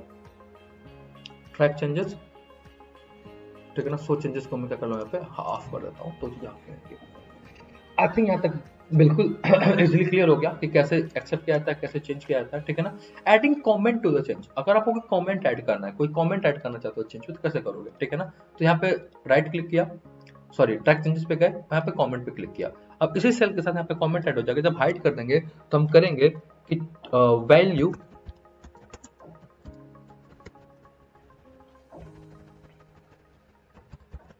चेंज फ्रॉम, क्या लिख रहा हूं, चेंज फ्रॉम 94 to 90। मैंने यहाँ पे कमेंट डिफाइन कर दिया, ठीक है ना। कमेंट डिफाइन करने का मतलब है कि जब कभी भी मुझे यहाँ पे चीजें देखनी पड़ेगी, शो करनी पड़ेंगी, ठीक है ना। पहले मैं यहाँ पे उसको ऑन कर देता हूँ, ठीक है, ट्रैक चेंजेस शो को यहाँ पे ऑन कर देता हूँ, ठीक है ना। यहाँ पे आएंगे तो दिखेगा कि क्या किया गया है, 94 चेंज किया गया। मैंने यहाँ पे कमेंट भी लिखा था, वो कमेंट भी आपको विजिबल होगा कि वैल्यू चेंजेस फ्रॉम 94 टू 90। और किसी पे जाओगे तो वो कमेंट यहाँ पे विजिबल नहीं होगा, जो कमेंट हमने यहाँ पे दिया था वो यहाँ पे क्या करेंगे, विजिबल करेंगे, ठीक है ना। तो कमेंट के भी पार्ट हमने देख लिया, कैसे कमेंट यहाँ पे दिखाते हैं, ठीक है ना। कह रहा फॉर्मेटिंग कमेंट्स, यानी कि जो कमेंट्स आपको फॉर्मेटिंग करनी है, उस चीज को डिफाइन करनी है, उसको आप डिफाइन कर सकते हो, ठीक है ना। फॉर्मेटिंग चेंज का मतलब बहुत सिंपल सी बात है, ठीक है। एक सेकेंड, लेट मी चेक कि फॉर्मेटिंग के लिए क्या है। अच्छा हाँ, सिंपल, ठीक है ना। राइट क्लिक करके फॉर्मेट सेल पे जाना है, ठीक है ना। यहाँ पे जो भी फॉन्ट चेंज करने हैं, फॉन्ट इफेक्ट देने हैं, या फिर कुछ डिफाइन करना है, यहाँ से आप क्या कर सकते हो, उसके अंदर डिफाइन कर सकते हो, ठीक है। तो वो चीजें क्या करेगी, सेल की फॉर्मेटिंग को क्या कर देगा, डिफाइन कर देगा, ठीक है। सो हमने अभी तक देखा कि कैसे रिकॉर्ड चेंजेस किए जाते हैं, ठीक है ना। रिकॉर्ड चेंजेस की चीजें, फीचर्स को हम यहाँ पे डिफाइन कर लिया, ठीक। आगे आते हैं, कंपेयरिंग स्प्रेडशीट की बात कर लेते हैं, ठीक है। वो कंपेयर वाला भी ऑप्शन को भी डिफाइन कर लेते हैं, क्या क्या चेंज किए गए थे यहाँ पे। एडिट, ट्रैक चेंजेस और कंपेयर डॉक्यूमेंट की बात कर लेता हूँ। कंपेयर डॉक्यूमेंट करने के लिए मुझे एक ओरिजिनल डॉक्यूमेंट चाहिए होगा, ठीक है ना। तो कंपेयर डॉक्यूमेंट पे गए, कोई एक डॉक्यूमेंट ओपन कर लिया, सेम तरीके से रिकॉर्ड चेंजेस के नेम से मैंने डिफाइन किया था, ओके कर लिया, ठीक है ना। इन दोनों सीट के साथ यहाँ पे कंपेयरिंग आ जाएगी कि दोनों सीट में क्या क्या डिफाइन किया गया था, क्या क्या चेंजेस किए गए थे। आपको दिख जाएगा 93 टू 94 है, 84 टू 85 है, 72 टू 69 है, 78 टू 89 है, 90 टू 80 है, ठीक है ना। ये वैल्यूज यहाँ पे डिफाइन करके डिफाइन कर देंगे। अगर आप चाहते थे कि सारे चेंजेस एक्सेप्ट किए जाएं, ठीक है, तो सबको एक्सेप्ट कर लो, एक्सेप्ट ऑल। सारे चेंजेस रिजेक्ट किए जाएं तो सबको रिजेक्ट कर दो। एक एक को एक्सेप्ट करना है, एक एक को रिजेक्ट करना है, सब कुछ कर सकते हो, आपकी मर्जी। सेम तरीके से जो हमारा ट्रैक चेंजेस डॉक्यूमेंट के अंदर था, ठीक है ना। क्या ओपन किया था हम लोगों ने, कंपेयर डॉक्यूमेंट। कंपेयर डॉक्यूमेंट का मतलब क्या है, ये डॉक्यूमेंट है वो तो है ही, इसका हमने ओरिजिनल डॉक्यूमेंट उठाया था, उसको दोनों के साथ हमने कंपेयर करके देखा। तो कंपेयर करने के बाद चला कि कुछ चेंजेस किए गए थे, और वो चेंजेस यहाँ पे दिख रहे हैं। सबके चेंजेस आपको एक्सेप्ट करने हैं तो सब कुछ क्या कर लोगे, एक्सेप्ट ऑल कर लोगे। रिजेक्ट करना है तो क्या कर लोगे, रिजेक्ट ऑल कर दोगे, तो सारा रिजेक्ट हो जाएगा। अंडरस्टैंड, ठीक है, क्लोज, ठीक है ना। यहाँ पे कह रहा है कि फाइल ट्रैक चेंजेस, एक कह रहा है मर्ज डॉक्यूमेंट। मर्ज डॉक्यूमेंट में भी वही चीज है जो कंपेयर डॉक्यूमेंट किया गया था, मर्ज डॉक्यूमेंट इसको भी शो करोगे। इन दोनों डॉक्यूमेंट में जो कुछ भी चीजें होंगी वो सब क्या हो जाएंगी, आपस में मर्ज हो जाएंगी। डॉक्यूमेंट यानी क्या था, रिकॉर्ड चेंजेस वाला, देन रिकॉर्ड चेंजेस, दोनों डॉक्यूमेंट क्या कर दिया, हमने मर्ज कर दिया। तो इसमें क्या होगा, जो भी नेम चेंजेस किए गए थे, जो भी हमने एक्सेप्ट किए थे, वो सब क्या हो जाएंगे, एक साथ ही मर्ज होके एक डॉक्यूमेंट बना देंगे, ठीक है ना। तो हमारे लिए काफी आसान हो जाएगा, ठीक है ना। जहां तक चीजें ओके हो गई, आगे बढ़ते हैं। कंपेयरिंग देख लिया, मर्ज देख लिया, आता है कमेंट इन स्प्रेडशीट, ठीक है ना। स्प्रेडशीट में कमेंट कैसे ऐड कर सकते हैं, इसके बारे में बात कर लेते हैं, ठीक है ना। कोई भी स्प्रेडशीट ओपन कर लो, ठीक है ना, उसमें कमेंट ऐड करने का सिस्टम देख लेते हैं, ठीक है ना। जैसे एग्जांपल के लिए मान लो हमने मेरिट वाला ओपन कर लिया, ये शेयर्ड वाला था, चल कोई बात नहीं, ठीक है ना। कमेंट ऐड करना है और राइट क्लिक किया, यहाँ पे क्या कर देंगे हम, कमेंट। एक सेकेंड, ठीक है ना। हमें कमेंट ऐड करना है, वो इंसर्ट फॉर्म में आएगा, इंसर्ट कमेंट फॉर्म में आएगा। Just a minute, insert comment form में आएगा, ठीक है ना। यहाँ पे कमेंट दे सकते हो कि दैट लिख देता हूं बस ऐसे ही, sales of shampoo is 7500 in Lucknow branch, ठीक है ना। मर्जी हमने यहाँ पे ऐड कर दिया, ठीक है। जैसे यहाँ पे आएंगे दिखा जाएगा कि अननोन ऑथर ने कमेंट दिया है कि sales of shampoo in 7500 in Lucknow branch, ठीक है ना। ऐड कर सकते हो, आपकी मर्जी है, ऐड कर सकते हैं, ठीक है ना। यहाँ पे राइट क्लिक करके एडिट कमेंट, डिलीट कमेंट और शो कमेंट, जैसे को हमने कर्सर हटाया तो कमेंट हट गया, मैं वो कमेंट को देखना चाहता हूँ तो राइट क्लिक करके करूंगा, शो कमेंट करूंगा, तो कमेंट हमें दिखने लगेगा, ठीक है ना। अब जब कमेंट दिखने लगा तो इस कमेंट पर राइट क्लिक करके आप इसके ऊपर डिलीट कर सकते हो इस कमेंट को। इस कमेंट के अंदर कुछ नया कमेंट आना वो भी ऐड कर सकते हो, और सबसे बड़ी बात, इसके आप फॉर्मेटिंग भी कर सकते हो, ठीक है ना। सबसे बड़ी बात, इसके अंदर क्या कर सकते हैं, फॉर्मेटिंग भी कर सकते हैं कि लाइन के पार्ट में जाओगे तो लाइन चीजों को भी क्या होगा, यहाँ पे चेंज किया जाएगा, ठीक है ना, चेंज किया जाएगा। यहाँ से इसकी फॉर्मेटिंग डिफाइन कर सकते हैं। बाकी यहाँ पे डबल क्लिक करके भी अगर आप इस पार्ट को हाईलाइट करना चाहते हो तो सेलेक्ट करके यहाँ पे क्या कर दो, बोर्ड हाईलाइट कर दो, ठीक है ना। लखनऊ ब्रांच को आप हाईलाइट करना चाहते हो, उसको भी हाईलाइट कर लो, ठीक है ना। 7500 को आप इटैलिक करना चाहते हो, उसको आप इटैलिक कर लो। तो कमेंट को क्या कर सकते हैं, थोड़ा सा वो डिफाइन कर सकते हैं, थोड़ा सा अट्रैक्टिव बना सकते हैं, ठीक है ना। और चीज आपकी, ठीक है ना, इसे करके डिफाइन कर सकते हो, राइट क्लिक करके इसको करते हो हाइड कमेंट कर सकते हो। तो बेसिकली एज एग्जाम पर्पज आपको समझ लेना है कि एक कमेंट ऐड कर सकते हैं किसी सेल के अंदर। कमेंट ऐड करने का तरीका है, उस जिस सेल पर वो कमेंट ऐड करना है उस सेल पे क्लिक करो और उसके बाद से इंसर्ट मेन्यू में जाओ और कमेंट पे क्लिक करो। इंसर्ट मेन्यू में जाओ, किस पे क्लिक करो, कमेंट पे क्लिक करो, तो आपको कमेंट यहाँ पे क्या हो जाएगा, फिर कमेंट टिको, कमेंट आपका क्या हो जाएगा, ऐड हो जाएगी। बाकी चीजें वही होती हैं कि कैसे उसकी फॉर्मेटिंग करी जाती है, कैसे उसको एडिट किया जाता है, कैसे उसको डिलीट किया जाता है, कैसे उसको शो और हाइड किया जाता है, वो सब ऑप्शन आपके राइट क्लिक करके सारे विजिबल हो जाएंगे, सारे कुछ अवेलेबल आपको दिख जाएंगे, ठीक है। तो ये दिखा हम लोगों ने कमेंट ऑप्शन, बहुत बेसिक सा था, ठीक है ना। राइट क्लिक, शो, डिलीट करोगे डिलीट हो जाएगा, एडिट कमेंट करोगे तो कमेंट एडिट पर पार्ट में चले जाएंगे, कुछ और भी लिखना है तो उसके अंदर क्या कर सकते हो, राइट करके लिख सकते हो, ठीक है। अच्छी समझ आ गई। डिलीट करना है इस पे तो राइट क्लिक करके उस कमेंट को कर दो, डिलीट कर दो, कमेंट भी हो जाएगा, डिलीट हो जाएगा, ठीक है ना। तो ये स्टेप पूछे आते हैं तो बहुत बेसिक से स्टेप है कि सेल पे, जिस सेल पे आपको कमेंट लगाना है उस सेल पे जाना है और राइट क्लिक करके उसके कमेंट को एडिट, डिलीट या फिर जो कुछ भी करना है आप यहाँ पे कर सकते हो, शो करना है सो भी कर सकते हो, ठीक है। तो ये था हमारा कमेंट की बात। अब आते हैं नेक्स्ट पार्ट, क्या है हमारे व्हाट इज मैक्रोस। ये इंपॉर्टेंट टॉपिक है आपके स्प्रेडशीट का, खैर इंपॉर्टेंट सारे ही थे, 10 मार्क्स पूछा जाता है पूरे सीट से, याद रखना। आता है मैक्रोस के बारे में बात करते हैं कि भाई मैक्रोस क्या है, ठीक है। इसके बारे में थोड़ा सा बेसिक अंडरस्टैंडिंग बता देता हूँ, ठीक है। फिर उसके बाद से कुछ चीजें थोड़ा सा लंबा जा सकता है, कुछ चीजें उसके बारे में हम डिस्कस कर लेंगे, ठीक है। तो चलो स्टार्ट करते हैं मैक्रोस की तरफ कि भाई मैक्रोस है क्या।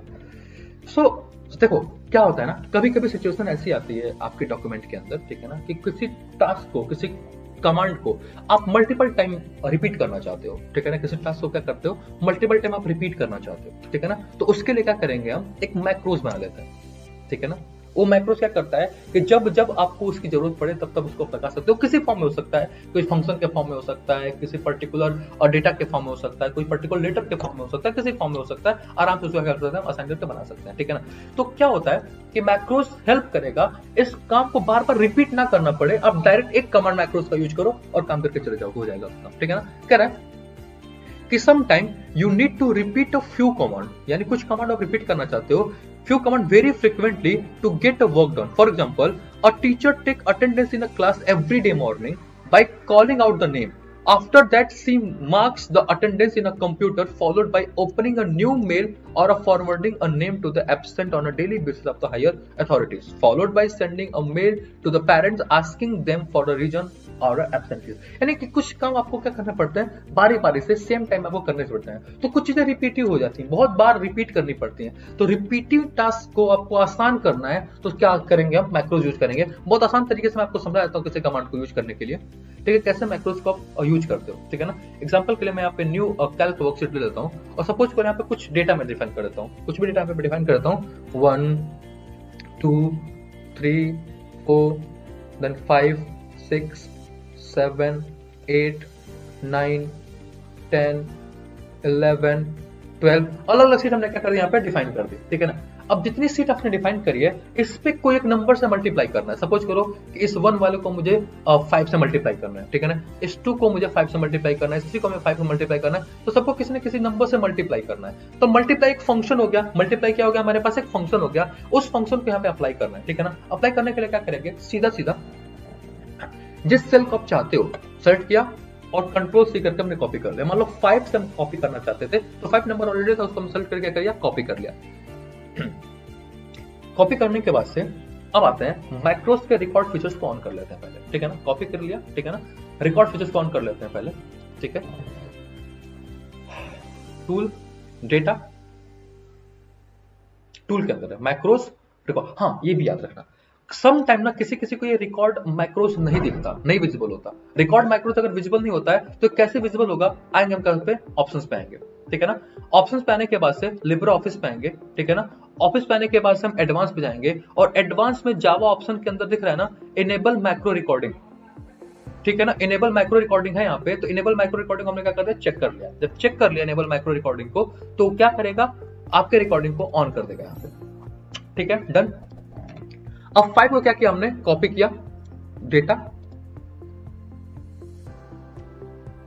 अरे tool macros, record macros on किया। जैसे रिकॉर्डिंग मैक्रोस ऑन हो गई, रिकॉर्डिंग यहाँ पे दिखने लगेगी, ठीक है ना। मुझे क्या करना था, इसको कॉपी करना था। कॉपी करने के बाद से एडिट में पेस्ट स्पेशल यूज करना था, ठीक है ना। हमने पेस्ट स्पेशल यूज किया, तो सबको एक बार में सेलेक्ट किया और यूज कर लिया हमने एडिट पेस्ट स्पेशल, ठीक है ना। पेस्ट स्पेशल हमने यहाँ पे यूज कर लिया।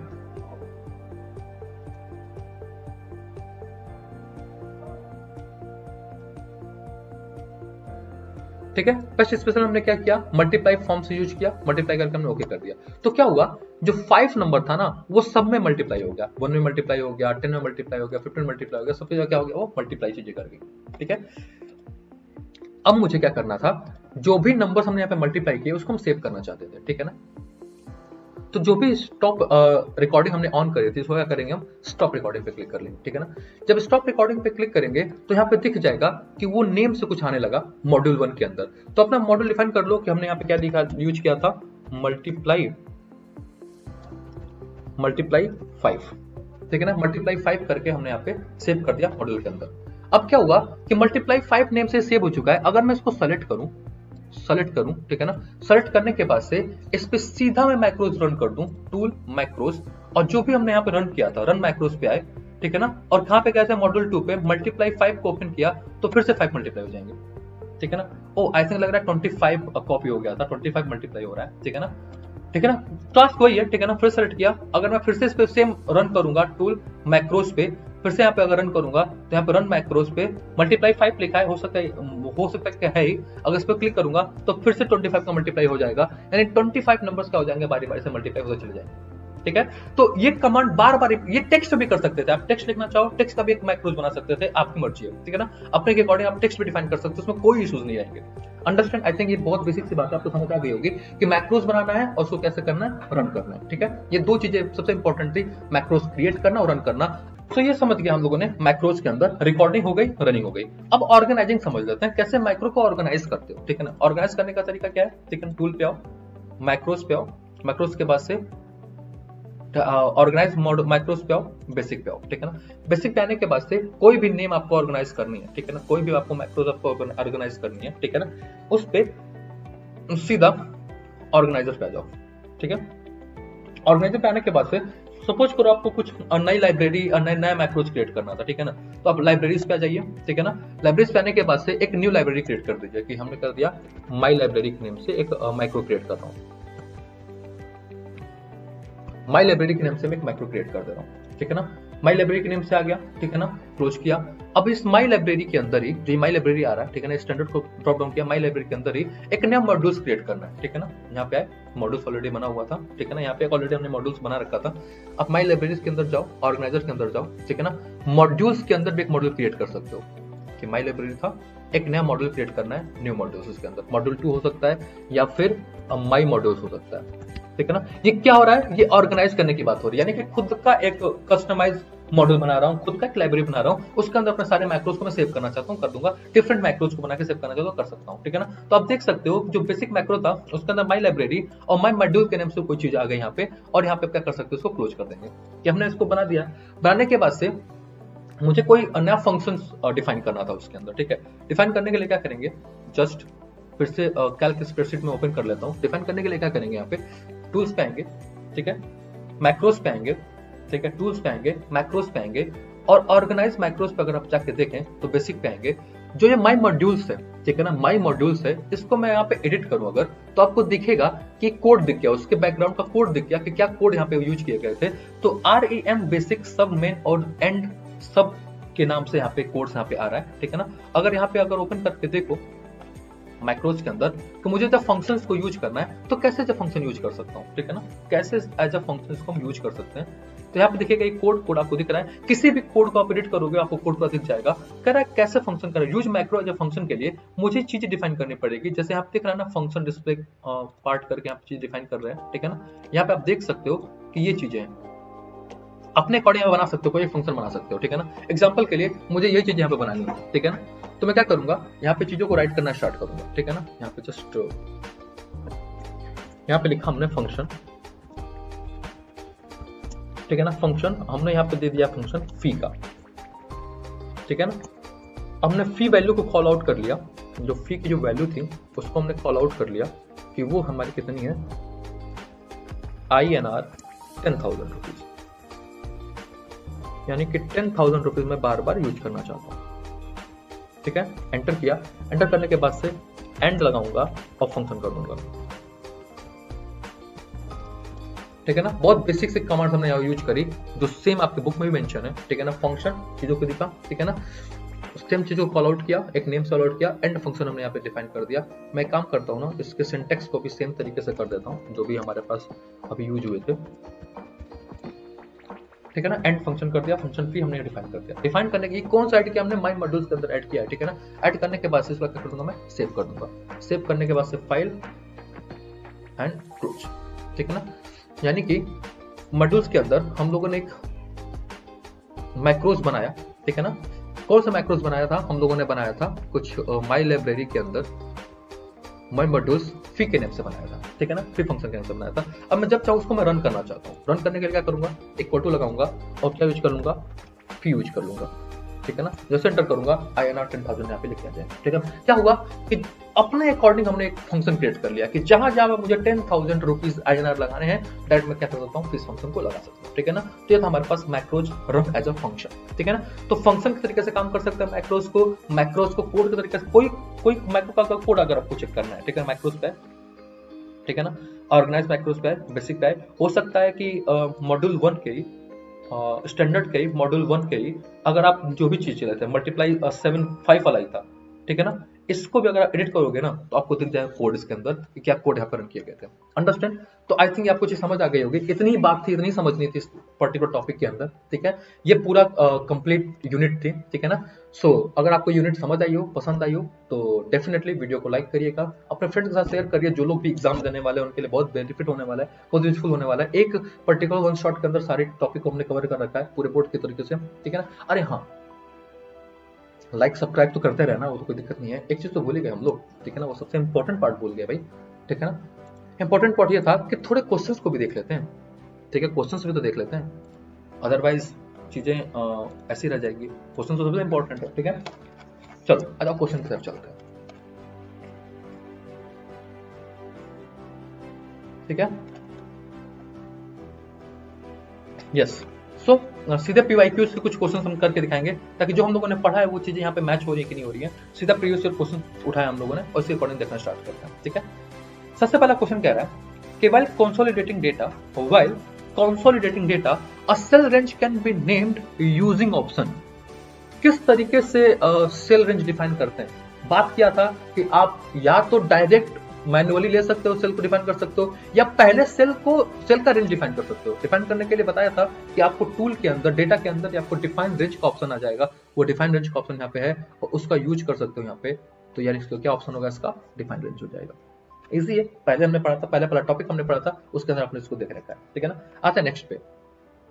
करेक्ट, कवल and his friend are working on a spreadsheet for entire data and updating record। ठीक है ना, entire data के updating record कर रहा है। They wish to keep a track of changes, उसको ट्रैक करना चाहते हैं। ठीक है ना, which of the following option will help in knowing who made the changes and what changes were done in the spreadsheet। ठीक है ना, चेंजेस की बातें करी नहीं है, कौन चेंजेस कर रहा था, तो हम सीधी सी बात है यहाँ पे ट्रैक चेंजेस है, रिकॉर्ड चेंजेस है, व्यू चेंजेस है, स्टोर चेंजेस है। ठीक है ना, और वो ट्रैक चेंजेस फीचर्स के नाम से आता है आपके अंदर, तो सीधा आप क्या करोगे, ट्रैक चेंज करोगे। क्वेश्चन नंबर 3 क्या है, कह रहा है question number 3 filling the blanks है is a more elaborated form of the goal seek. Goal seek का एडवांस फॉर्म कौन सा होता है, सॉल्वर होता है, हम लोगों ने अभी देखा। लेकिन देखो क्वेश्चन कितने आसान है, अगर आपने ये वीडियो कंप्लीट करके देखी हुई है तो आपको बहुत आसानी से सारे क्वेश्चन होते चले जाएंगे और टॉपिक समझ भी आ गया कि भाई सॉल्वर क्या होता है, गोल सीक क्या होता है, ट्रैक चेंज क्या होता है, उसको आपने देखा भी है।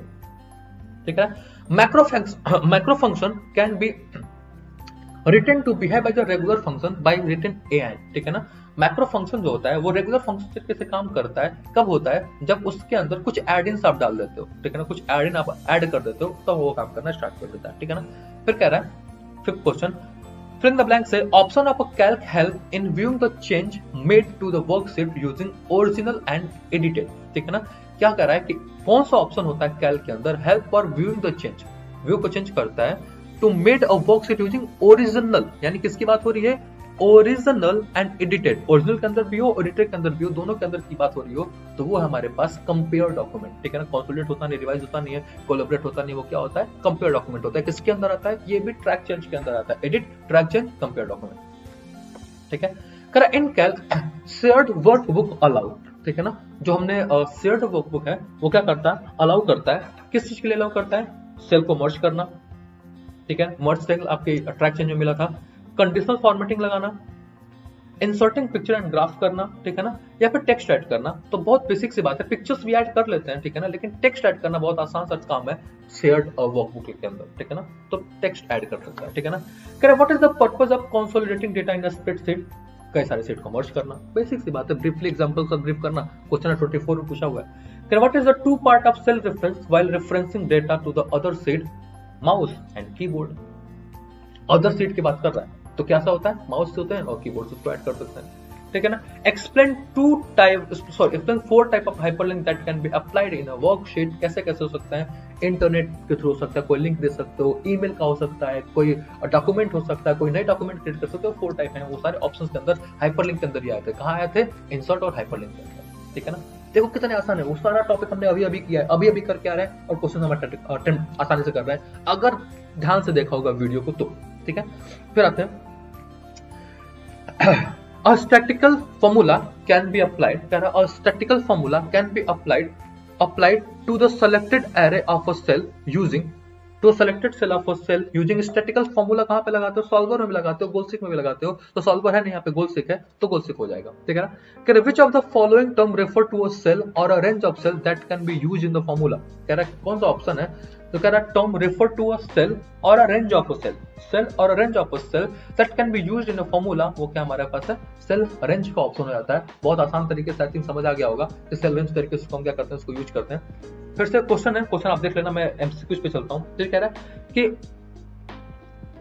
जस्ट ये था ना, आई थिंक नहीं ये था question number 13। Record changes feature of a Calc mark और डिलीटेड कॉलम और row in a worksheet by red border over the cell, green border over the cell, red shade in a cell और happy coloured बार, ठीक है ना। Happy coloured बार होता है क्यों, क्योंकि बाकी सारे ऑप्शन चेंज कर सकते हैं, रेड ग्रीन कंडीशनल नहीं होते, इसको चेंज कर सकते हैं, ठीक है ना। ठीक है, सिनेरियोस गोलसिक के बारे में पूछ रहा है, आराम से लिखा जा सकता है, ठीक है ना। सिस्टम कह रहा है कि function take data from a series of worksheet और a workbook and summarise into a single worksheet. क्या बेसिक सी बात है, कितना बेसिक से बात कर रहा है कि बहुत सारे वर्कशीट हैं, उसको समराइज करना एक जगह पे, तो क्या कमांड यूज करेंगे भाई, कंसोलिडेशन, ठीक है ना। If you are continually working with the same range then you may give a name to a range using, ठीक है ना। उस रेंज कह रहा है if you are continuously working with the same range, अगर आप कंटिन्यूअसली किसी सेम रेंज पे काम कर रहे हो, then you are may give to the name to the range, उस रेंज का कोई नेम डिफाइन करना है, तो क्या होता है वो, डिफाइन रेंज, ठीक है ना। In Calc using the subtotal dialog you can select array and then choose a statistical function to apply to them. For efficiency you can choose up to कितने group of array to which the apply a function। किसमें कह रहा है, सब total में कह रहा है। तो सब टोटल में कितने होते हैं हमारे पास, कई सारे ग्रुप थे, 1 थे, 2 थे, 3 थे, ठीक है ना, ऐसे बहुत सारे थे, ठीक है ना। ऑप्शंस भी था, तो हमारे पास कितने होते हैं, मैक्सिमम 4 ग्रुप्स होते हैं इस तरीके के, जिसको आप क्या कर सकते हो, सब अप्लाई कर सकते हो। कह रहा है नेक्स्ट बात कह रहा है कि solver option under tool menu amount to more elaborated form of किसका, गोलसिक का। सबसे ज्यादा एलोबरेटेड किसका है, गोलसिक का है। The differences in that solver deal with equation with multiple unknown variable, यानी कि सी वाला ऑप्शन हो जाएगा गोलसिक का। ये पहले वाला पे क्लियर हो गया कि पहला गोलसिक कौन था, गोलसिक वही पे ऑप्शन आ रहा था। Question number 20. Usually, you run a formula to calculate a result based upon existing value. By contrast, ठीक है ना, using you can discover what values will provide the result that you want. What value provide the result that you want? यानी कि run the formula to calculate the result. ठीक है ना। Again शायद यही क्वेश्चन तो पड़ा था सिनेरियोज एंड सॉल्वर वाला, तो यहाँ पे गोलसिक है, गोलसिक ही जो फॉर्मूला के साथ वैल्यूज को क्या कर सकता है, चेंज करता है, अल्टर करता है। Rama and 2 her friends are doing survey of a gender-wise employment rate of their locality as a school project using spreadsheet. They all want to work simultaneously to complete it on time, ठीक है ना, सब लोग काम करना चाहते हैं complete करने के लिए। What option they should use to access the same worksheet to speed up their work, यानी एक वर्कशीट पे कई लोग काम करना चाहते हैं, मल्टीपल यूजर काम करना चाहते हैं, तो क्या होगा हमारा शेयर्ड वर्कशीट होगा, ठीक है ना। Question number 20, question number 22, in a Calc you can use a cell reference in one और several formula to refer to, ठीक है ना, उसको हमने देख लिया कि क्या है इसके अंदर, in Calc you can use cell reference to one और several formula to refer to data from one और more contiguous cell on a worksheet. In a Calc to create a reference with the mouse, in a Calc to create a reference with a mouse both spreadsheet need not to be open, select the cell in which the formula is going to be entered, yeah, there is no need of a symbols, cell reference is not required. भाई साहब सीधी सी बात है, उस cell को select करते हैं जहां पे फॉर्मूला में एंटर करना है, तो क्या हो जाएगा, select the cell in which formula is going to be enter, ठीक है। क्वेश्चन नंबर 24 की बात कर रहा है कि कैन, कोई ऑप्शन है, can be use to calc to jump from, जैसे jump from a different location, hyperlink. Argument pass to a macro from a calc are always string, reference number या वैल्यूज। भाई साहब आर्गुमेंट पासिंग हमेशा value के through argument pass होती है, तो क्या हो जाएगा, वो वैल्यू के फॉर्म में आ जाएगा, ठीक है। एक स्टेटमेंट वाले क्वेश्चंस हैं यहाँ पे, ठीक है, उसको देख लेते हैं। कह रहा है statement 1, to consolidate by row label और a column label, the label must be content in a selected source range. Statement 1 कह रहा है, स्टेटमेंट 1 कह रहा है कि सीधा to consolidate by row label और column label, the label must be content the, बिल्कुल सही बात है, लेबल होना चाहिए सेम। टू कह रहा है the text in the label must be identical so that row and column can be accurately matched, बिल्कुल सही बात है। if the row and column label does not match any of their existing and target range, it will be append the new row or a column, ठीक है, यही बात बिल्कुल सही है, तो सारे ऑप्शंस तो करेक्टेड भाई, ठीक है। यहाँ पे कह रहा है, दो स्टेटमेंट लिखे हुए हैं, the data from a consolidation range and target range are saved when you save a worksheet, data from a consolidation range and the target range are saved when you save the worksheet, ठीक है। if you later open a worksheet in which consolidation has been defined, this data will not be available again considered above, yes, ये wrong है भाई, तो statement 2 क्या हो जाएगा हमारा, रॉन्ग हो जाएगा। फिर आगे आते हैं कि Rohan and 15,000, Rohan has 50,000 and he want to invest into the mutual fund. Fund A have a low risk 18% rate and Fund B have the 21% interest rate. Which feature of spreadsheet will help him to decide? कौन सा उसको help करेगा decide करने में कि कौन सा उसका बेहतर रिजल्ट देगा, तो भाई सॉल्वर देगा ना। सॉल्वर क्या करता है, मैक्सिमम आउटपुट आपको प्रोवाइड कर पाता है विद दैट सिचुएशन, ठीक है ना। 29 क्या है, is the one of the function available in spreadsheet to perform addition, it's कौन परफॉर्म करता है, सम, ठीक है ना। ऑटो सम ऑटोमेटिकली क्या करता है, किसके अकॉर्डिंग काम करता है, हमारे रो वाइज काम करता है एंड कॉलम वाइज काम करता है, रो वाइज काम करता है और कॉलम वाइज काम करता है, ठीक है ना। एक ऐसा क्वेश्चन भी देख लेते हैं, ये भी क्वेश्चन बड़ा इंपॉर्टेंट है कि given the following spreadsheet write the appropriate formula, क्या क्या करना है कि write the formula to calculate total sales of a north zone, north zone का टोटल सेल चाहिए, यानी कि 500, 420, 229 इन सबको हमें ऐड करना है, तो क्या करेगा यहाँ पे, सीधा लगा सकते हो सम, क्या लगा सकते हो सम, कहां से स्टार्ट होगा, B3 से स्टार्ट होगा और कहां तक जाएगा, E3 तक जाएगा, ठीक है, कहां से स्टार्ट होगा, B3 से, कहां से, E3 तक। Write the feature use to arrange the cell from lowest to highest, lowest से हाईएस्ट फीचर्स आपको अरेंज करना है, तो सीधा सी बात है आपका सॉर्टिंग, ठीक है ना। Find the maximum sale in the east zone, east zone जो है, ईस्ट जोन में मैक्सिमम सेल आपको फिगर आउट करना है, मैक्सिमम सेल, तो आपको फंक्शन लगाना है कौन सा, मैक्स का, ठीक है ना, मैक्स का फंक्शन लगाना है। मैक्स कहां से चलेगा, ईस्ट जोन की बात हो रही है तो B से स्टार्ट होगा और ईस्ट जोन किस पे आ रहा है, 5 पे आ रहा है, तो मैक्स 5, B5 से E5 तक। एवरेज सेल निकालनी है किसका, जैन से मार्च इन सेल C7, C7 के अंदर मुझे एवरेज सेल निकालना है सबके अंदर, तो क्या लगाऊंगा मैं, एवरेज लिखूंगा,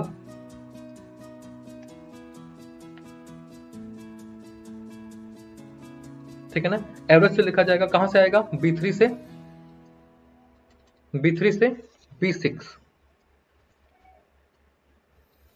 क्यों B3 से B6 क्यों, क्योंकि C7 के अंदर निकालना है, ठीक है ना, जनवरी मार्च के लिए निकालना है, ठीक है ना। फिर लास्ट क्या कह रहा है, find the difference between sale of east zone and west zone in April June.